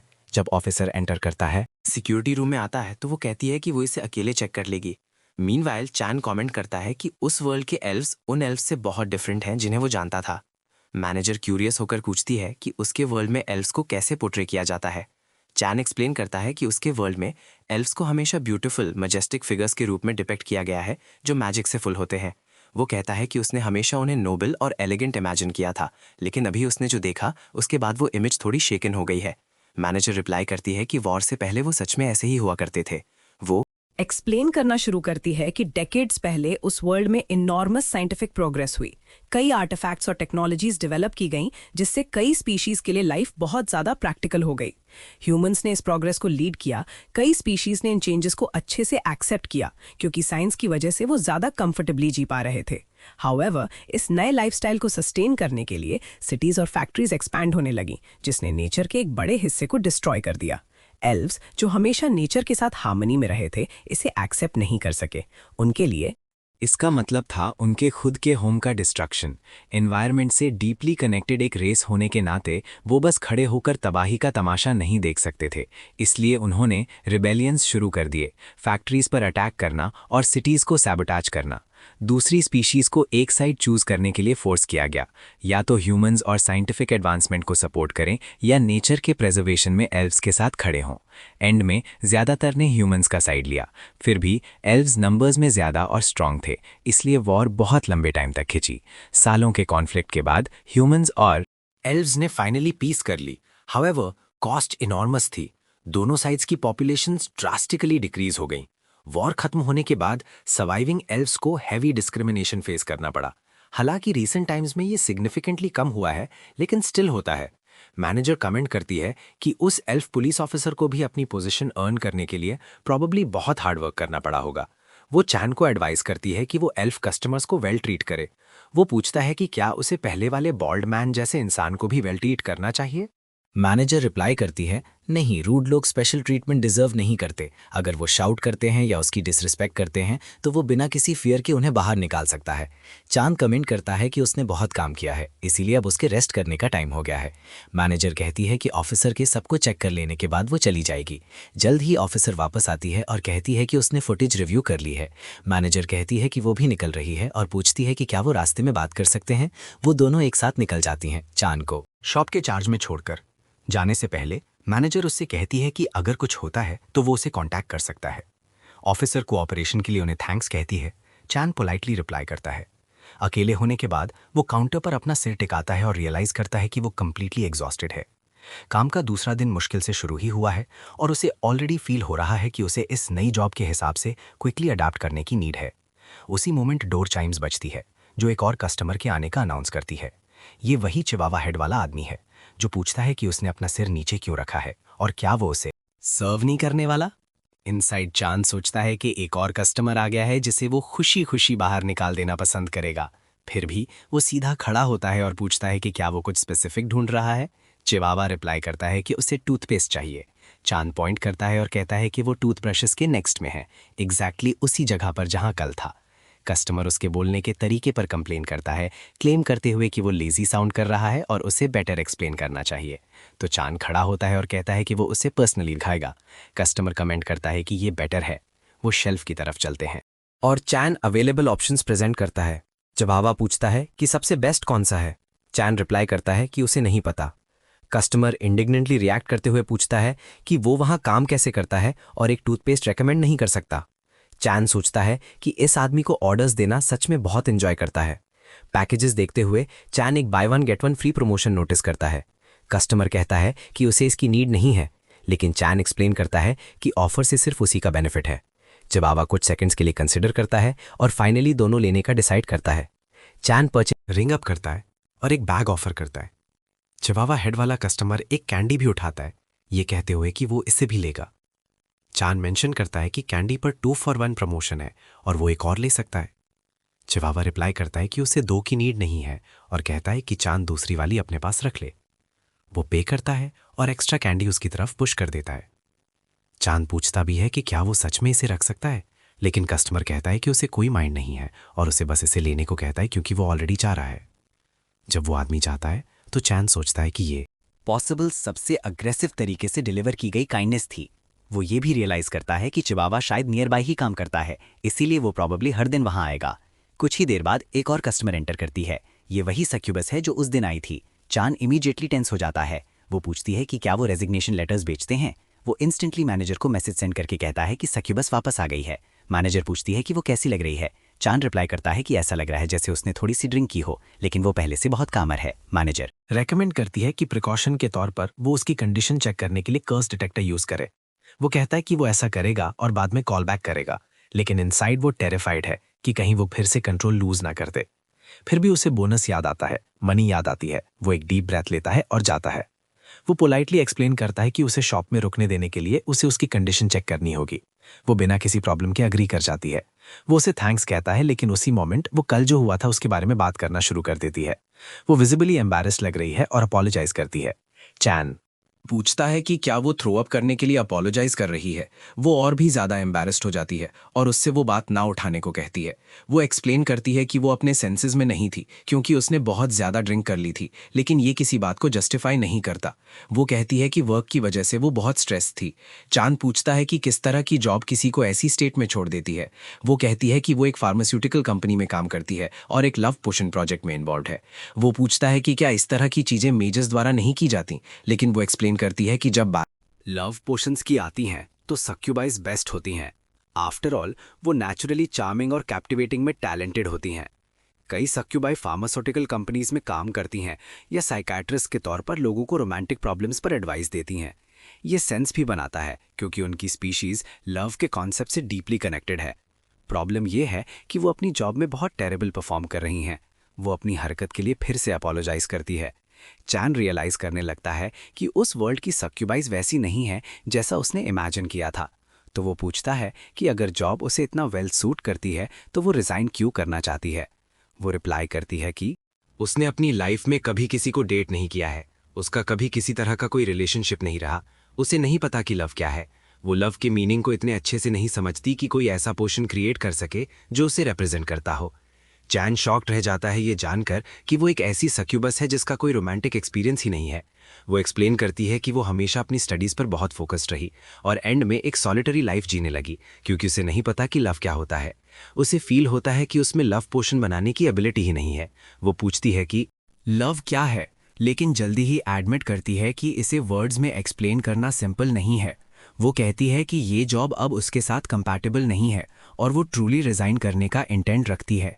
चांद रिकॉग्नाइज करता है कि ये एक बिग प्रॉब्लम है। वो उसे चीयर अप करते हुए कहता है कि नई जॉब स्टार्ट करते वक्त हर कोई डिफिकल्टीज फेस करता है। शायद उसे इसे फेलियर के बजाय एक्सपीरियंस के तौर पर देखना चाहिए। वो रिप्लाई करती है कि ऑनेस्ट होने के लिए वो वहां इसलिए आई क्योंकि उसे याद आया कि उसने टैक्सी में क्या कहा था। उसने कहा था कि लव एक ऐसी चीज है जिसे आप वांट करते हैं लेकिन पा नहीं सकते। चांद कहता है कि उसने ये बिना सोचे बस ऐसे ही कह दिया था, लेकिन वो खड़ी होती है और कहती है कि वो उस सेंटेंस से डीपली इम्पैक्टेड हुई थी। हर कोई यूजुअली कहता है कि लव कुछ ब्यूटीफुल, जॉयफुल या पेनफुल है। उसका आंसर डिफरेंट था, ज्यादा कॉम्प्लेक्स। उसने पहले कभी ऐसा कुछ नहीं सुना था, इसलिए वो डायरेक्टली पूछती है कि उसके लिए लव का मीनिंग क्या है। वो उसके ग्लो से स्लाइटली हिप्नोटाइज हो जाता है। फिर वो एडमिट करता है कि वो लव के बारे में ज्यादा कुछ नहीं समझता। ऑनेस्ट होने के लिए उसने भी कभी किसी को डेट नहीं किया है। वो पूछती है क्यों। वो आंसर करता है कि प्रॉब्लम उसके फेस पर ही लिखी है, ये कहते हुए कि वो शायद कोई बोरिंग पर्सन लगता होगा। दोनों कुछ सेकंड्स के लिए साइलेंट रहते हैं। चान अपना फेस घुमा लेता है और सोचता है कि वो बस चाहता है कि क्लाइंट चली जाए ताकि उसे इस सब्जेक्ट पर और सफ़र ना करना पड़े। लेकिन शॉर्टली आफ्टर सक्यूबस के हाथ में ऑलरेडी एक स्मॉल नोटबुक और पेन है जो कुछ भी वो कह रहा है उसे राइट डाउन करने के लिए रेडी है। सक्यूबस नोटबुक ओपन करती है और कहती है कि वो चान के साथ एक स्मॉल इंटरव्यू कंडक्ट करेगी। वो उसे अश्योर करती है कि वो यहाँ जो कुछ भी कहेगा वो उन दोनों के बीच ही रहेगा और उससे सिंपली क्वेश्चंस के आंसर देने को कहती है। चैन ऑलरेडी सोचता है कि वो इसके लिए सबसे लीस्ट सूटेबल पर्सन है। वो 29 ईयर्स का है और उसने कभी डेट नहीं किया। फिर भी वो कॉन्वर्सेशन का फोकस शिफ्ट करने की ट्राई करता है और पूछता है कि क्यों। दूसरों का इंटरव्यू लेने के बजाय वो खुद रिलेशनशिप में एंटर करने की ट्राई क्यों नहीं करती। वो एडमिट करता है कि ये कहना थोड़ा एम्बैरेसिंग है, लेकिन कमेंट करता है कि वो सिंपली किसी से मीट कर सकती है क्योंकि उसने कभी वो एक्सपीरियंस लाइव नहीं किया है। सक्यूबस रिप्लाई करती है कि उसे अपॉर्चुनिटीज मिली हैं, लेकिन वो हमेशा भाग खड़ी हुई क्योंकि उसे फियर फील होता था। उसने उस कंपनी में एंटर करने के लिए हार्ड स्टडी की जहां वो अब काम करती है। उसने जितनी भी बुक्स पढ़ी हैं और कॉन्वर्जेशन सुनी है, सब में कहा गया है कि लव एक वंडरफुल चीज़ है। फिर भी कोई एग्जैक्टली एक्सप्लेन नहीं कर सकता कि ये क्या है। हर पर्सन इसे डिफरेंट तरीके से फील करता है और ये बात उसे स्केयर करती है। वो सोचती है कि शायद लव वैसा ना हो जैसा वो इमेजिन करती है और उसे डिसअपॉइंटेड होने का फियर है। वो खुद रिकग्नाइज करती है कि ये स्ट्रेंज है, एक सक्यूबस जिसे लव से फियर है। चैन कहता है कि ये स्ट्रेंज नहीं है। लोग यूजुअली उस चीज़ से फियर करते हैं जिसे वो देख या समझ नहीं सकते। फीलिंग्स अपने आप में ऑलरेडी कॉम्प्लिकेटेड होती हैं और लव प्रॉबेबली सबसे ज़्यादा कॉम्प्लेक्स है। वो सजेस्ट करता है कि चूंकि उसकी जॉब में लव इन्वॉल्व है तो शायद उसे इसे थोड़े लाइटली अप्रोच करना चाहिए। वो पूछती है कि लाइटली से उसका क्या मतलब है। वो एक्सप्लेन करता है कि वो लव को कुछ इनॉर्मस मानती है, ऑलमोस्ट अनअटेनेबल। लेकिन शायद ये ऐसा नहीं है। भले ही उसने कभी डेट नहीं किया, लेकिन उसका एक क्लोज फ्रेंड है जो मैरिड है। जब उस फ्रेंड ने डेट करना स्टार्ट किया था तो सब कुछ न्यू, एक्साइटिंग, एंग्जाइटी और इंथुजियाज्म से फुल था। लेकिन वेडिंग के बाद आर्ग्यूमेंट्स, कॉन्फ्लिक्ट्स और प्रॉब्लम्स बिगिन हो गई। खुद उस फ्रेंड ने ऑलरेडी कहा है कि कभी कभी वो रिग्रेट करता है कि उसने शादी क्यों की, क्योंकि सब कुछ चेंज हो गया। सक्यूबस ऑब्जर्व करती है कि शायद उसका फ्रेंड और उसकी वाइफ बहुत डिफरेंट है।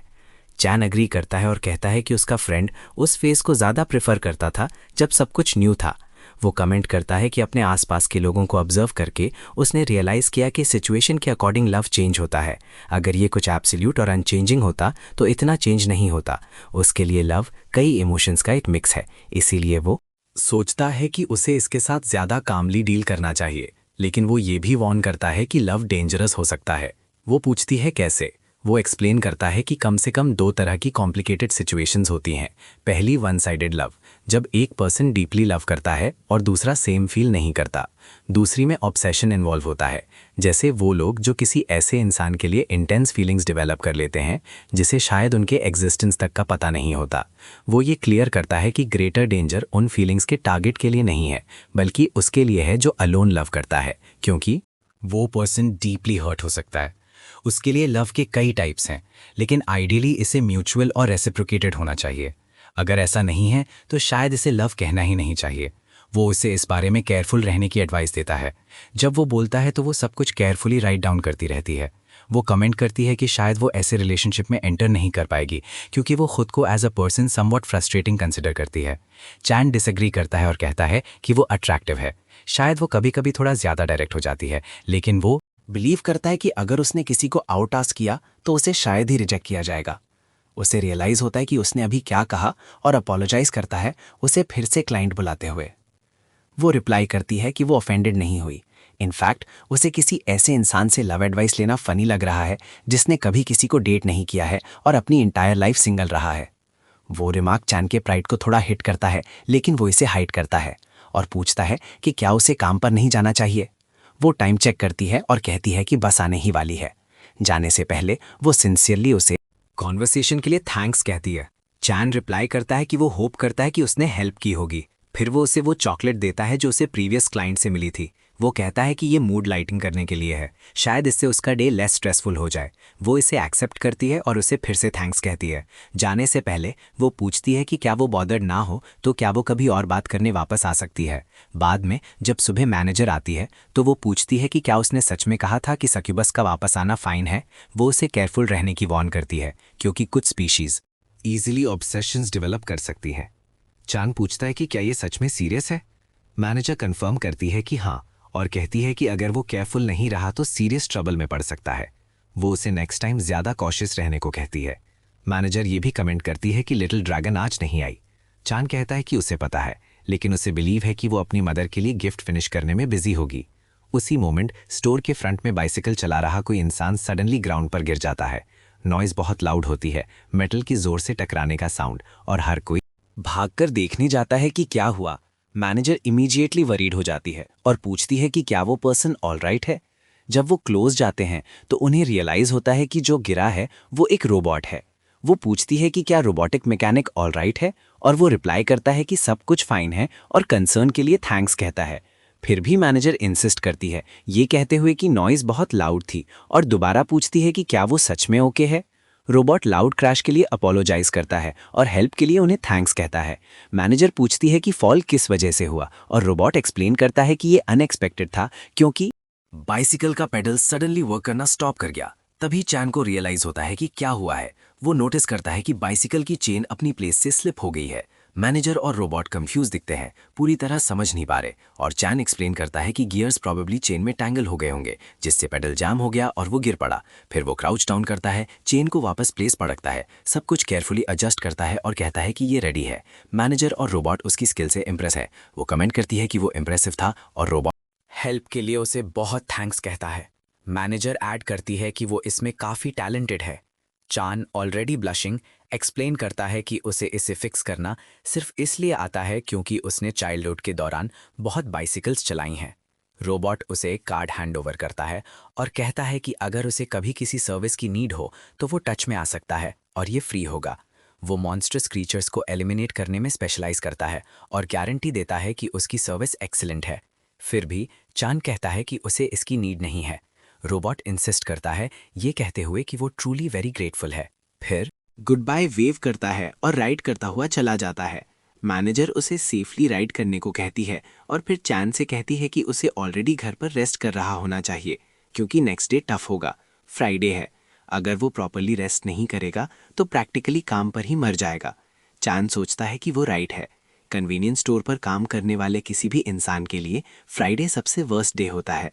फ्राइडे वीक का फेमस क्रेजीएस्ट डे वो दिन होता है जब हर कोई पास्ट 5 डेज के स्ट्रेस को रिलीव करने का डिसाइड करता है, और यूजुअली वो इसे अल्कोहल के साथ रिलीव करते हैं।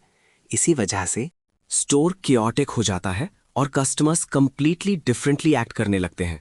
स्टोर के इनसाइड ऑलरेडी कोई सोजू पकड़े खड़ा है, एक गाय फ्लोर पर बैठकर चिप्स खा रहा है और पी रहा है, एक दूसरा एल्विस प्रेस्ली की तरह एक्ट कर रहा है और लाउडली गा रहा है। यहाँ तक कि एक पर्सन लार्ज विंग्स के साथ स्टोर के मिडिल में डांस कर रहा है। मीनवाइल चैन काउंटर के पीछे खड़ा ये सब देख रहा है और वंडर कर रहा है कि उसने ये जॉब एक्सेप्ट ही क्यों की। वो फिर सोजू की बॉटल लेता है, चिप्स का बैग कलेक्ट करता है और कस्टमर्स को एक्सप्लेन करता है कि वो अंडरस्टैंड करता है कि वो ड्रंक हैं, लेकिन उन्हें कंज्यूम करने से पहले पे करना होगा। कस्टमर्स अपोलोजाइज करते हैं और सिचुएशन काम डाउन होती लग रही होती है। तभी कोई हेल्प मांगते हुए अपीयर होता है।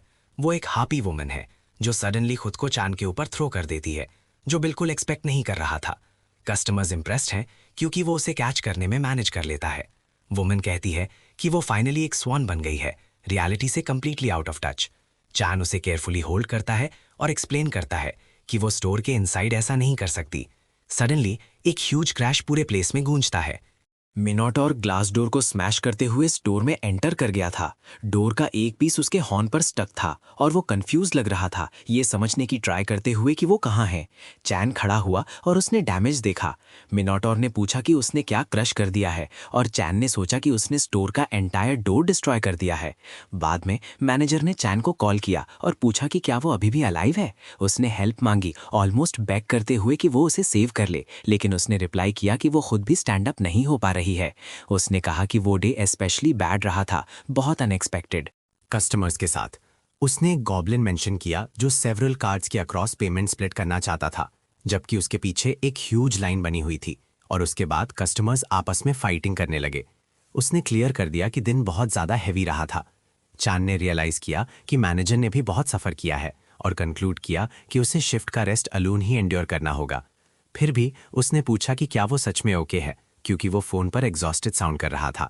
उसने उस होल को कवर करने के लिए बनाए गए अपने इम्प्रोवाइज्ड कार्डबोर्ड डोर को देखा।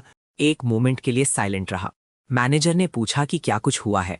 चैन ने एक्सप्लेन किया कि मिनोटॉर ने डोर डिस्ट्रॉय कर दिया है, लेकिन उसे अश्योर किया कि वो कंप्लीटली फाइन है और उसे ग्लास से हर्ट नहीं हुआ है।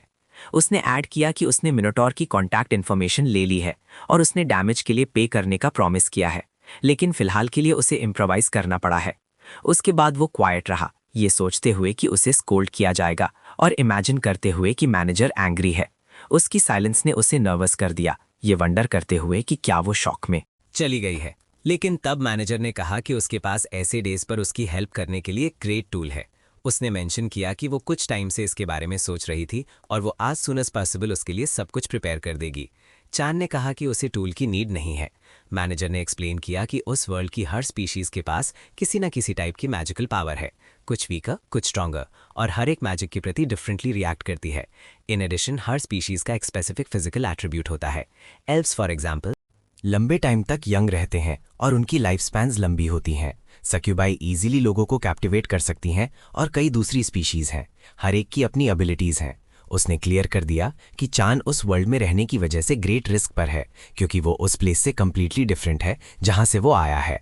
लकीली उसका एक एंटी मैजिक कॉन्स्टिट्यूशन है। अगर वो एक दिन इसे कंट्रोल करना सीख जाए तो वो खुद को बेटर प्रोटेक्ट कर पाएगा। प्रॉब्लम ये थी कि ये रेजिस्टेंस एक्सट्रीम मैजिकल पावर्स के अगेंस्ट वर्क नहीं करता। इसीलिए वो टूल प्रिपेयर करना चाहती थी। अपनी सेफ्टी के बारे में सोचते हुए चायन एंड में थोड़ा एम्बैरस फील करने लगा, लेकिन अग्री कर गया और कहा कि वो उस पर काउंट कर रहा है। मैनेजर ने कहा कि वो एज सून एज पॉसिबल इसे अरेंज करने की ट्राई करेगी, लेकिन वो नॉर्मली काम करना कंटिन्यू रख सकता है। चायन ऑलरेडी रियलाइज कर चुका था कि वो एक गुड पर्सन है, लेकिन उस मोमेंट ये और भी क्लियरर हो गया कि वो ट्रूली उसकी केयर करती है। भले ही वो सिर्फ एक पार्ट टाइम एम्प्लॉय था, उसने ये तक सोचा कि एक दिन वो उसे थैंक्स कहने के तरीके के तौर पर डिनर के लिए पे कर सकता है। जल्द ही एक और कस्टमर काउंटर के पीछे रखे सिगरेट के लिए पूछता हुआ अपीयर हुआ। उसने एक स्मॉल थिंग में हेल्प भी मांगी। जब पे करने का टाइम आया तो चांद ने नोटिस किया कि उस मैन के पास एक वेरी विजिबल स्कार है और एक्सीडेंटली उस पर आउट लाउड कॉमेंट कर दिया। उसने इमीडिएटली अपोलोजाइज किया। मैन ने कहा कि ये फाइन है। नाउअडेज उस तरह का स्कार देखना एक्चुअली रेयर है और क्यूरियस होने में कुछ रॉन्ग नहीं है। वो एक मैच्योर लुकिंग कोबॉल था जिसका एक ईयर पार्शली डिस्ट्रॉयड था, जैसे किसी चीज ने उसे बाइट कर लिया हो या फाड़ दिया हो। फिर भी उसकी एक जेंटल स्माइल थी।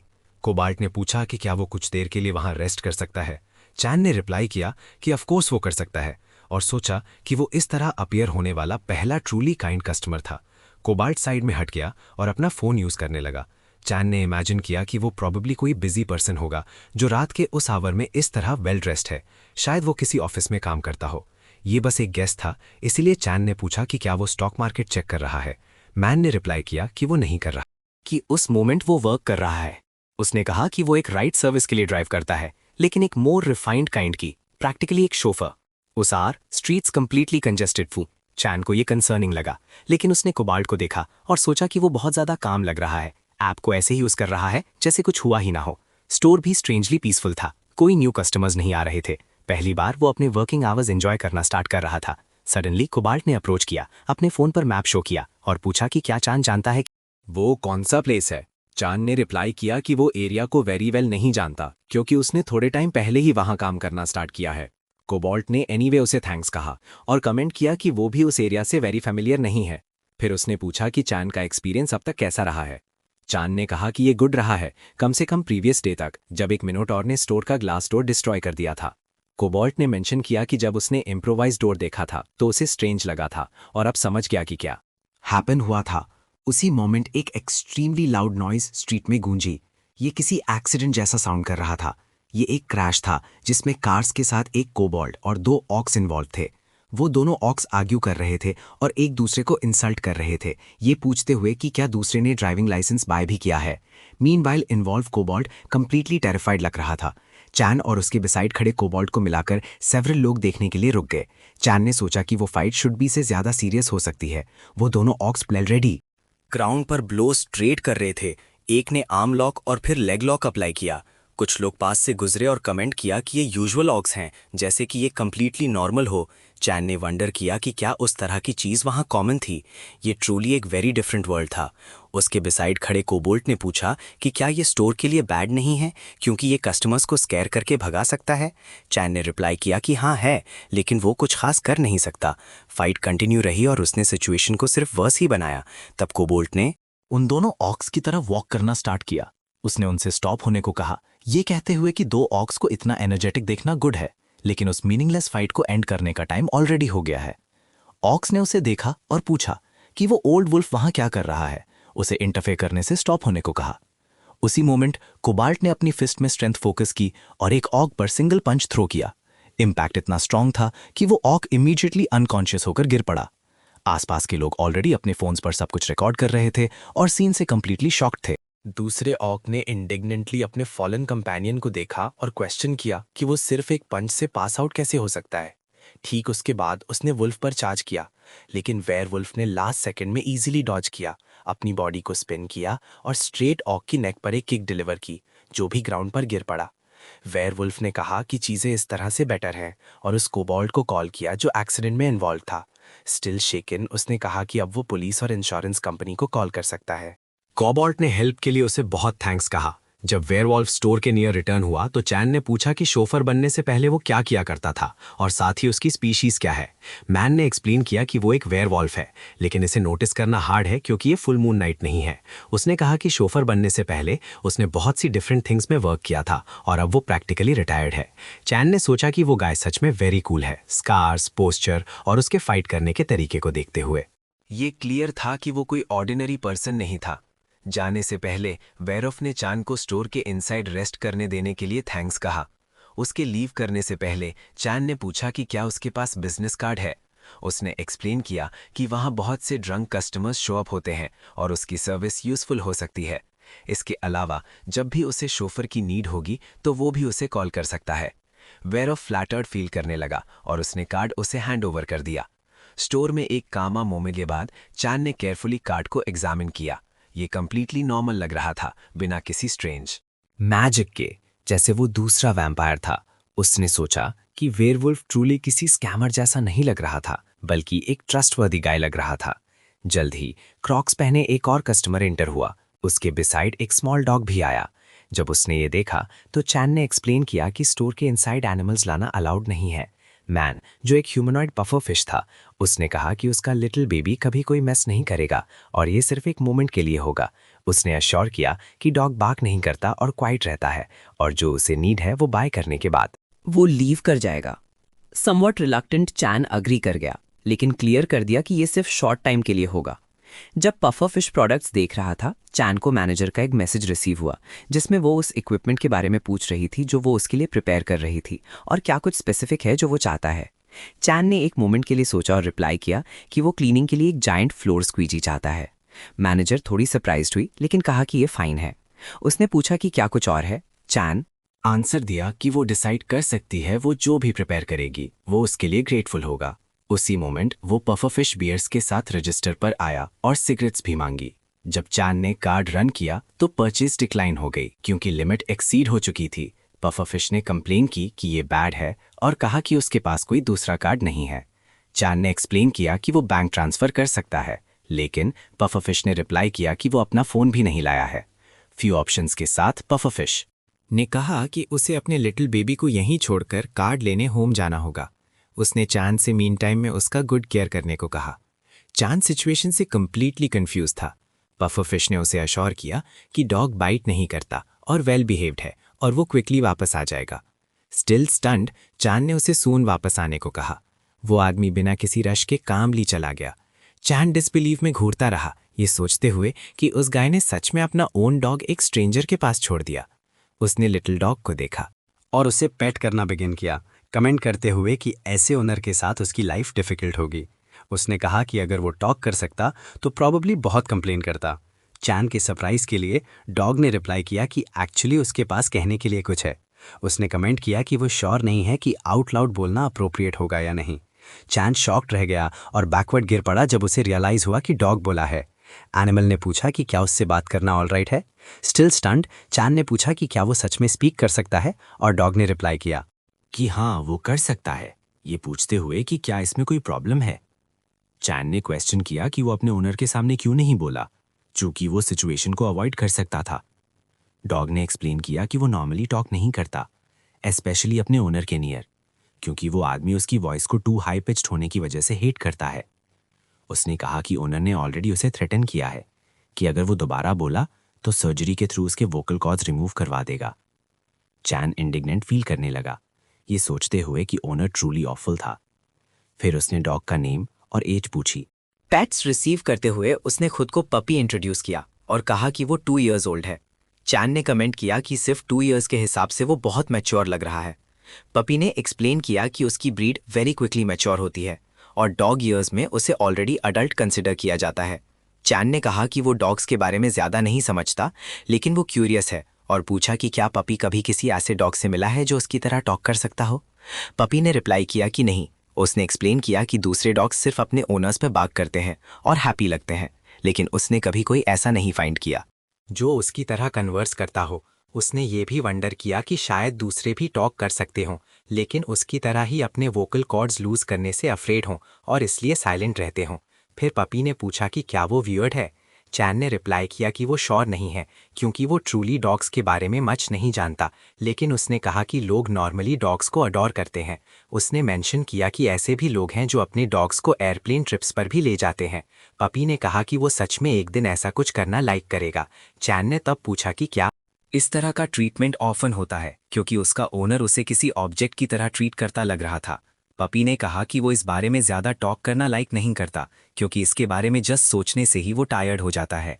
उसने एक्सप्लेन किया कि ओनर उसकी वजह से अपनी वाइफ के साथ बहुत आर्ग्यू करता है, और जब वो टू मच ड्रिंक कर लेता है तो वो और भी स्ट्रेंजर और अग्रेसिव हो जाता है। फिर भी ओनर उसे फूड और सोने की प्लेस देता है, इसलिए वो सिचुएशन को एंड्योर करता है। उसने एडमिट किया कि उसने ऑलरेडी रन अवे होने के बारे में सोचा है। चैन ने सजेस्ट किया कि वो अपने ओनर से टॉक करने की ट्राई करें। पपी ने इमीडिएटली अपने वोकल कॉर्ड्स के बारे में पूछा, थ्रेट को लेकर वरीड।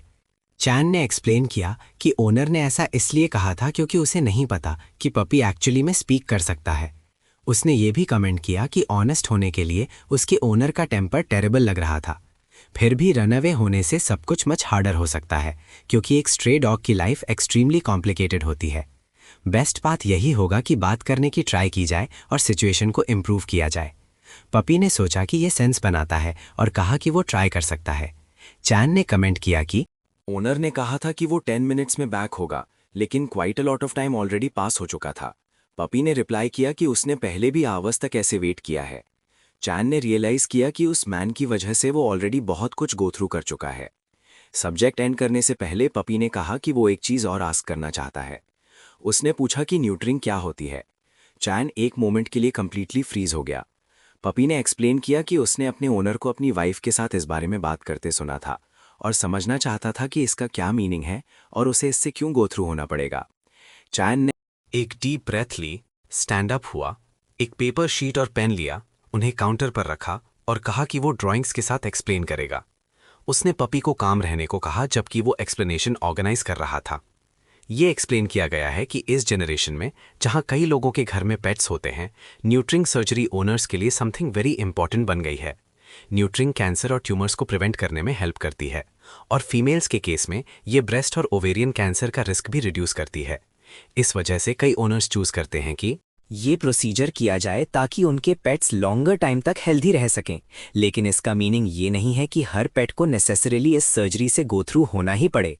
कुछ ओनर्स प्रेफर करते हैं कि उनके डॉग्स की पपीज़ की लिटर हो और वो एक बिग हैप्पी फैमिली फॉर्म करें। ये भी उन लोगों की चॉइस है जो अपने एनिमल्स को लव करते हैं, और प्रिसाइजली इसलिए क्योंकि वो उन्हें इतना लव करते हैं।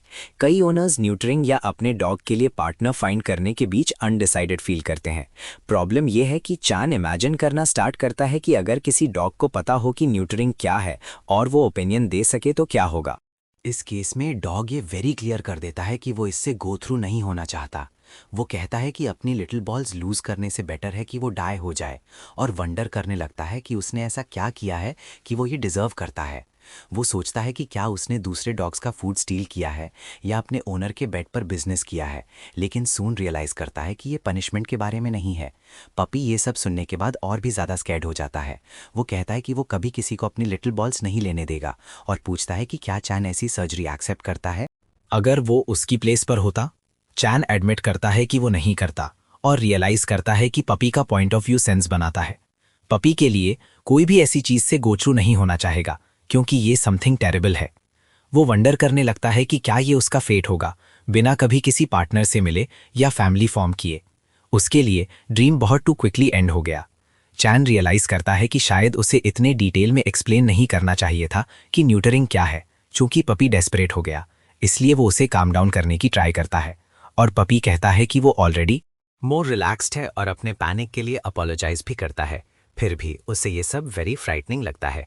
चैन सजेस्ट करता है कि अब जब पपी जानता है कि सर्जरी क्या है तो शायद वो ये शो करने की ट्राई कर सके कि वो इससे गो थ्रू नहीं होना चाहता और परहैप्स ओनर अंडरस्टैंड कर ले। लेकिन पपी रिवील करता है कि वो पैदा होने के बाद से ही अपने ओनर के साथ रिलेशनशिप में कभी रियली हैप्पी नहीं रहा। इस वजह से वो डिसाइड करता है कि वो वही करना चाहता है जो उसे अपनी ओन लाइफ के लिए राइट लगता है। वो कहता है कि वो टाइज कट कर लेगा और इस डिसीजन को मेक करने में हेल्प के लिए चान को थैंक्स कहता है। चान उसे काम डाउन होने को कहने की ट्राई करता है और कहता है कि वो थोड़ी और बात कर सकते हैं, लेकिन पपी इंसिस्ट करता है कि इसकी कोई नीड नहीं है। चान तब वॉर्न करता है कि स्ट्रीट्स पर लाइफ घर के इनसाइड से मच हार्डर है। फिर भी पपी रिप्लाई करता है कि उसे केयर नहीं है, क्योंकि वो हाउस के इनसाइड रहने से बेटर आउटसाइड सफर करना पसंद करेगा, स्पेशली अगर उसे अपने लिटिल पीनट्स लूज करने पड़े। उसे बिलीव है कि आउटसाइड रहना उसके लिए बेटर है। चान एडमिट करता है कि पपी के पॉइंट ऑफ व्यू से डिसीजन प्लॉजिबल लगता है। पपी उसे अगेन थैंक्स कहता है और चैन से अपना कॉलर रिमूव करने को कहता है। जब कॉलर टेक ऑफ हो जाता है तो वो कहता है कि वो फ्री फील कर रहा है। चैन पूछता है कि क्या वो किसी और चीज में हेल्प कर सकता है और पपी सेज यस। लीव करने से पहले वो अपने ओनर से बात करने में हेल्प चाहता है। चैन पूछता है कि क्या वो गुड बाय कहना चाहता है और पपी कंफर्म करता है कि हाँ। वो एक्नॉलेज करता है कि ये गुड रिलेशनशिप नहीं था, लेकिन ये स्टिल एक रिलेशनशिप था और इसीलिए ये फेयरवेल डिजर्व करता है। जब बाकू फाइनली वापस आता है तो वो डॉग को बिना कॉलर के देखकर सरप्राइज्ड होता है और पूछता है कि क्या चल रहा है। चैन एक्सप्लेन करता है कि डॉग के पास कहने के लिए समथिंग इंपॉर्टेंट है। बाकू अंडरस्टैंड नहीं करता जब तक कि पपी खुद को एक्सप्रेस करना बिगिन नहीं करता। वो अपने ओनर से आंसर ना देने को कहता है क्योंकि उसने ऑलरेडी अपना डिसीजन बना लिया है, लेकिन वो एक डायरेक्ट क्वेश्चन पूछता है। वो जानना चाहता है कि क्या उसका ओनर सच में अपना वॉलेट लेने होम गया था या वो न्यूट्रिंग सर्जरी स्केड्यूल करने गया था। बाकू के रिएक्शन से पपी आंसर अंडरस्टैंड कर लेता है। फिर भी वो उस मोमेंट शो की गई ऑनेस्टी के लिए उसे थैंक्स कहता है। फिर वो स्टेट करता है कि अब से वो अपनी ओन लाइफ जिएगा। लीव करने से पहले वो चांद से पूछता है कि क्या वो लेटर वापस आ सकता है, और चांद रिप्लाई करता है कि हाँ, वो जब चाहे वापस आ सकता है। पपी उसे थैंक्स कहता है और कहता है कि वो होप करता है कि शॉप बहुत प्रॉस्पर करे। बाकू ट्रेम्बल करने लगता है और समझ नहीं पाता कि क्या हो रहा है। फिर वो रोने लगता है और पपी को पुकारता है। बाद में चांद ट्रैश बाहर निकाल रहा होता है और कमेंट करता है कि अब सब कुछ क्लीन और पीसफुल है। उसे याद आता है कि कस्टमर लिटिल पपी के पीछे भागा था। शायद वो ट्रूली गिल्टी फील कर रहा था जो वो करने वाला था। शायद वो सच में अपने पेट को लव करता है। जब चांद स्ट्रेच करता है तो वो अपने बिसाइड किसी को स्नीज करते सुनता है। जब वो देखता है तो उसे रियलाइज होता है कि वो लिटिल ड्रैगन है जो उसे ग्रीट करती अपीयर होती है। बाद में चांद एक स्मॉल कप लेता है, उसमें वाटर पोर करता है और शॉप के अराउंड कुछ ढूंढना स्टार्ट करता है, जब तक कि उसे फाइनली वो नहीं मिल जाता जो वो चाहता था। वो मेडिसिन लिटिल ड्रैगन को हैंड ओवर करता है और उसे वाटर के साथ लेने को कहता है। वो एक्सप्लेन करता है कि अगर वो सब कुछ प्रॉपर्ली लेगी तो उसे रिवॉर्ड के तौर पर थोड़ा चॉकलेट मिल सकता है। लेकिन लिटिल ड्रैगन कहती है कि वो मेडिसिन टेक नहीं करना चाहती और ठीक मोमेंट उसकी नोज रन होने लगती है, जो क्लियर कर देती है कि वो सच में वेल फील नहीं कर रही। वो कमेंट करती है कि उसके पास मेडिसिन बाय करने के लिए मनी नहीं है, एक्सक्यूज बनाने की ट्राई करते हुए। चैन नोटिस करता है कि वो जस्टिफिकेशन से फुल है और उसे वार्न करता है कि अगर वो अभी मेडिसिन टेक नहीं करेगी तो बाद में उसे इंजेक्शन की नीड पड़ सकती है। फ्यू चॉइसेस के साथ लिटिल ड्रैगन अग्री कर जाती है और मेडिसिन टेक कर लेती है। जब वो इसे ले रही होती है तो चैन पूछता है कि वो अपनी मदर का गिफ्ट बनाने के लिए फ्राइडे को शो अप क्यों नहीं हुई। लिटिल ड्रैगन एक्सप्लेन करती है कि एवरी फ्राइडे मॉर्निंग उसकी पियानो क्लास होती है और वो उसे मिस नहीं कर सकती। चैन को ये इम्प्रेसिव लगता है कि वो अपनी ओन एक्टिविटीज़ को लेकर कितनी डेडिकेटेड है। फिर भी वो कहती है कि टुडे भी वो गिफ्ट मेक नहीं करना चाहती क्योंकि वो सिक है और उसे फियर है कि कहीं वो पेपर पर स्नीज ना कर दे और एक्सीडेंटली सब कुछ बर्न ना हो जाए। वो कहती है कि वो सिर्फ हेलो कहने आई थी। लिटिल ड्रैगन कमेंट करती है कि कन्वीनियंस स्टोर सब कुछ सेल करते हैं, लेकिन उसके पास मच मनी नहीं है, इसलिए उसे सेव करने की नीड है। चैन पूछता है कि वो कितना सेव करने का प्लान कर रही है और वो आंसर देती है कि वो 2000 वॉन सेव करना चाहती है क्योंकि उसकी मदर उसे 500 पर डे देती है। चैन क्विकली मैथ करता है और रियलाइज करता है कि मदर्स डे ऑलरेडी क्लोज है, फिर भी उसने एडवांस की प्लानिंग स्टार्ट कर दी थी। ये उसके लिए क्लियर हो जाता है कि वो ट्रूली गिफ्ट के बारे में वरीड है। वो डिसाइड करता है कि वो नहीं चाहता कि एक चाइल्ड स्टोर में मनी स्पेंड करे, इसलिए वो सोचता है कि वो उसे बिना कुछ पे किए गिफ्ट मेक करने दे सकता है, लेकिन बिना उसे रियलाइज कराए। ऐसा करने के लिए वो 2 लॉलीपॉप स्क्रैप करता है और उन्हें रिवॉर्ड में टर्न करने का डिसाइड करता है। चैन कहता है कि चूंकि उसने सारी मेडिसिन टेक कर ली तो उसने एक लॉलीपॉप अर्न कर लिया है। फिर वो पूछता है कि उस मोमेंट उसके पास कितने मनी है और वो रिप्लाई करती है कि उसके पास एग्जैक्टली 500 वॉन है। तब वो कहता है कि कोइंसिडेंटली उन 2 लॉलीपॉप्स की कॉस्ट 500 वॉन है और एक्सप्लेन करता है कि स्टोर में उस प्राइस पर सेवरल कैंडीज हैं। इस तरह जब भी वो चाहे वो उससे वहाँ कुछ बाय कर सकती है। लिटिल ड्रैगन एक्सेप्ट करती है और दोनों लॉलीपॉप्स ले लेती है, लेकिन कुछ देर तक उन्हें घूरती रहती है। चान पूछता है कि क्या उसे फ्लेवर लाइक नहीं आया या वो कोई दूसरी कैंडी प्रेफर करती है। तब वो पूछती है कि उसे कौन सा फ्लेवर लाइक है। चैन कहता है कि शेयर करने की नीड नहीं है क्योंकि लॉलीपॉप उसका है, लेकिन वो एक्सप्लेन करती है कि उसकी मदर हमेशा कहती है कि अगर वो टू मच कैंडी खाएगी तो उसे डायबिटीज हो सकती है। चैन सोचता है कि पहले कंसर्न टीथ के बारे में था और अब ये डायबिटीज बन गया है। फिर भी वो कहती है कि शेयर्ड फूड टेस्ट में बेटर होता है। चैन रियलाइज करता है कि किसी चाइल्ड से आ रही ऐसी चीज को रिफ्यूज करने का कोई वे नहीं है और एंड में उसके साथ फ्लेवर्स शेयर कर लेता है। मीनवाइल वो सोचता है कि ये ऑलमोस्ट ऐसा फील हो रहा है जैसे वो किसी किड से कैंडी स्टील कर रहा हो। वो वंडर करता है कि क्या इन दिनों सारे चिल्ड्रन ऐसे ही हैं, और याद करता है कि उसकी एज में उसके जैसे चाइल्ड को एक्सट्रीमली प्योर कंसिडर किया जाता। वो ये भी रिकॉल करता है कि मैनेजर ने एक बार मेंशन किया था कि ड्रैगन्स चाइल्डहुड में बहुत प्योर होते हैं, जो उन्हें बैड सिचुएशंस में फॉल करवा सकता है क्योंकि वो टू नाइव होते हैं। फिर भी उसे बिलीव है कि लिटिल ड्रैगन स्मार्ट है और बैड इंटेंशंस वाले किसी भी ऐसे इंसान के हाथों में फॉल नहीं होगी। सडनली लिटिल ड्रैगन पूछती है कि क्या वो नियर बाय रहता है। चैन आंसर देता है कि हाँ, वो सिर्फ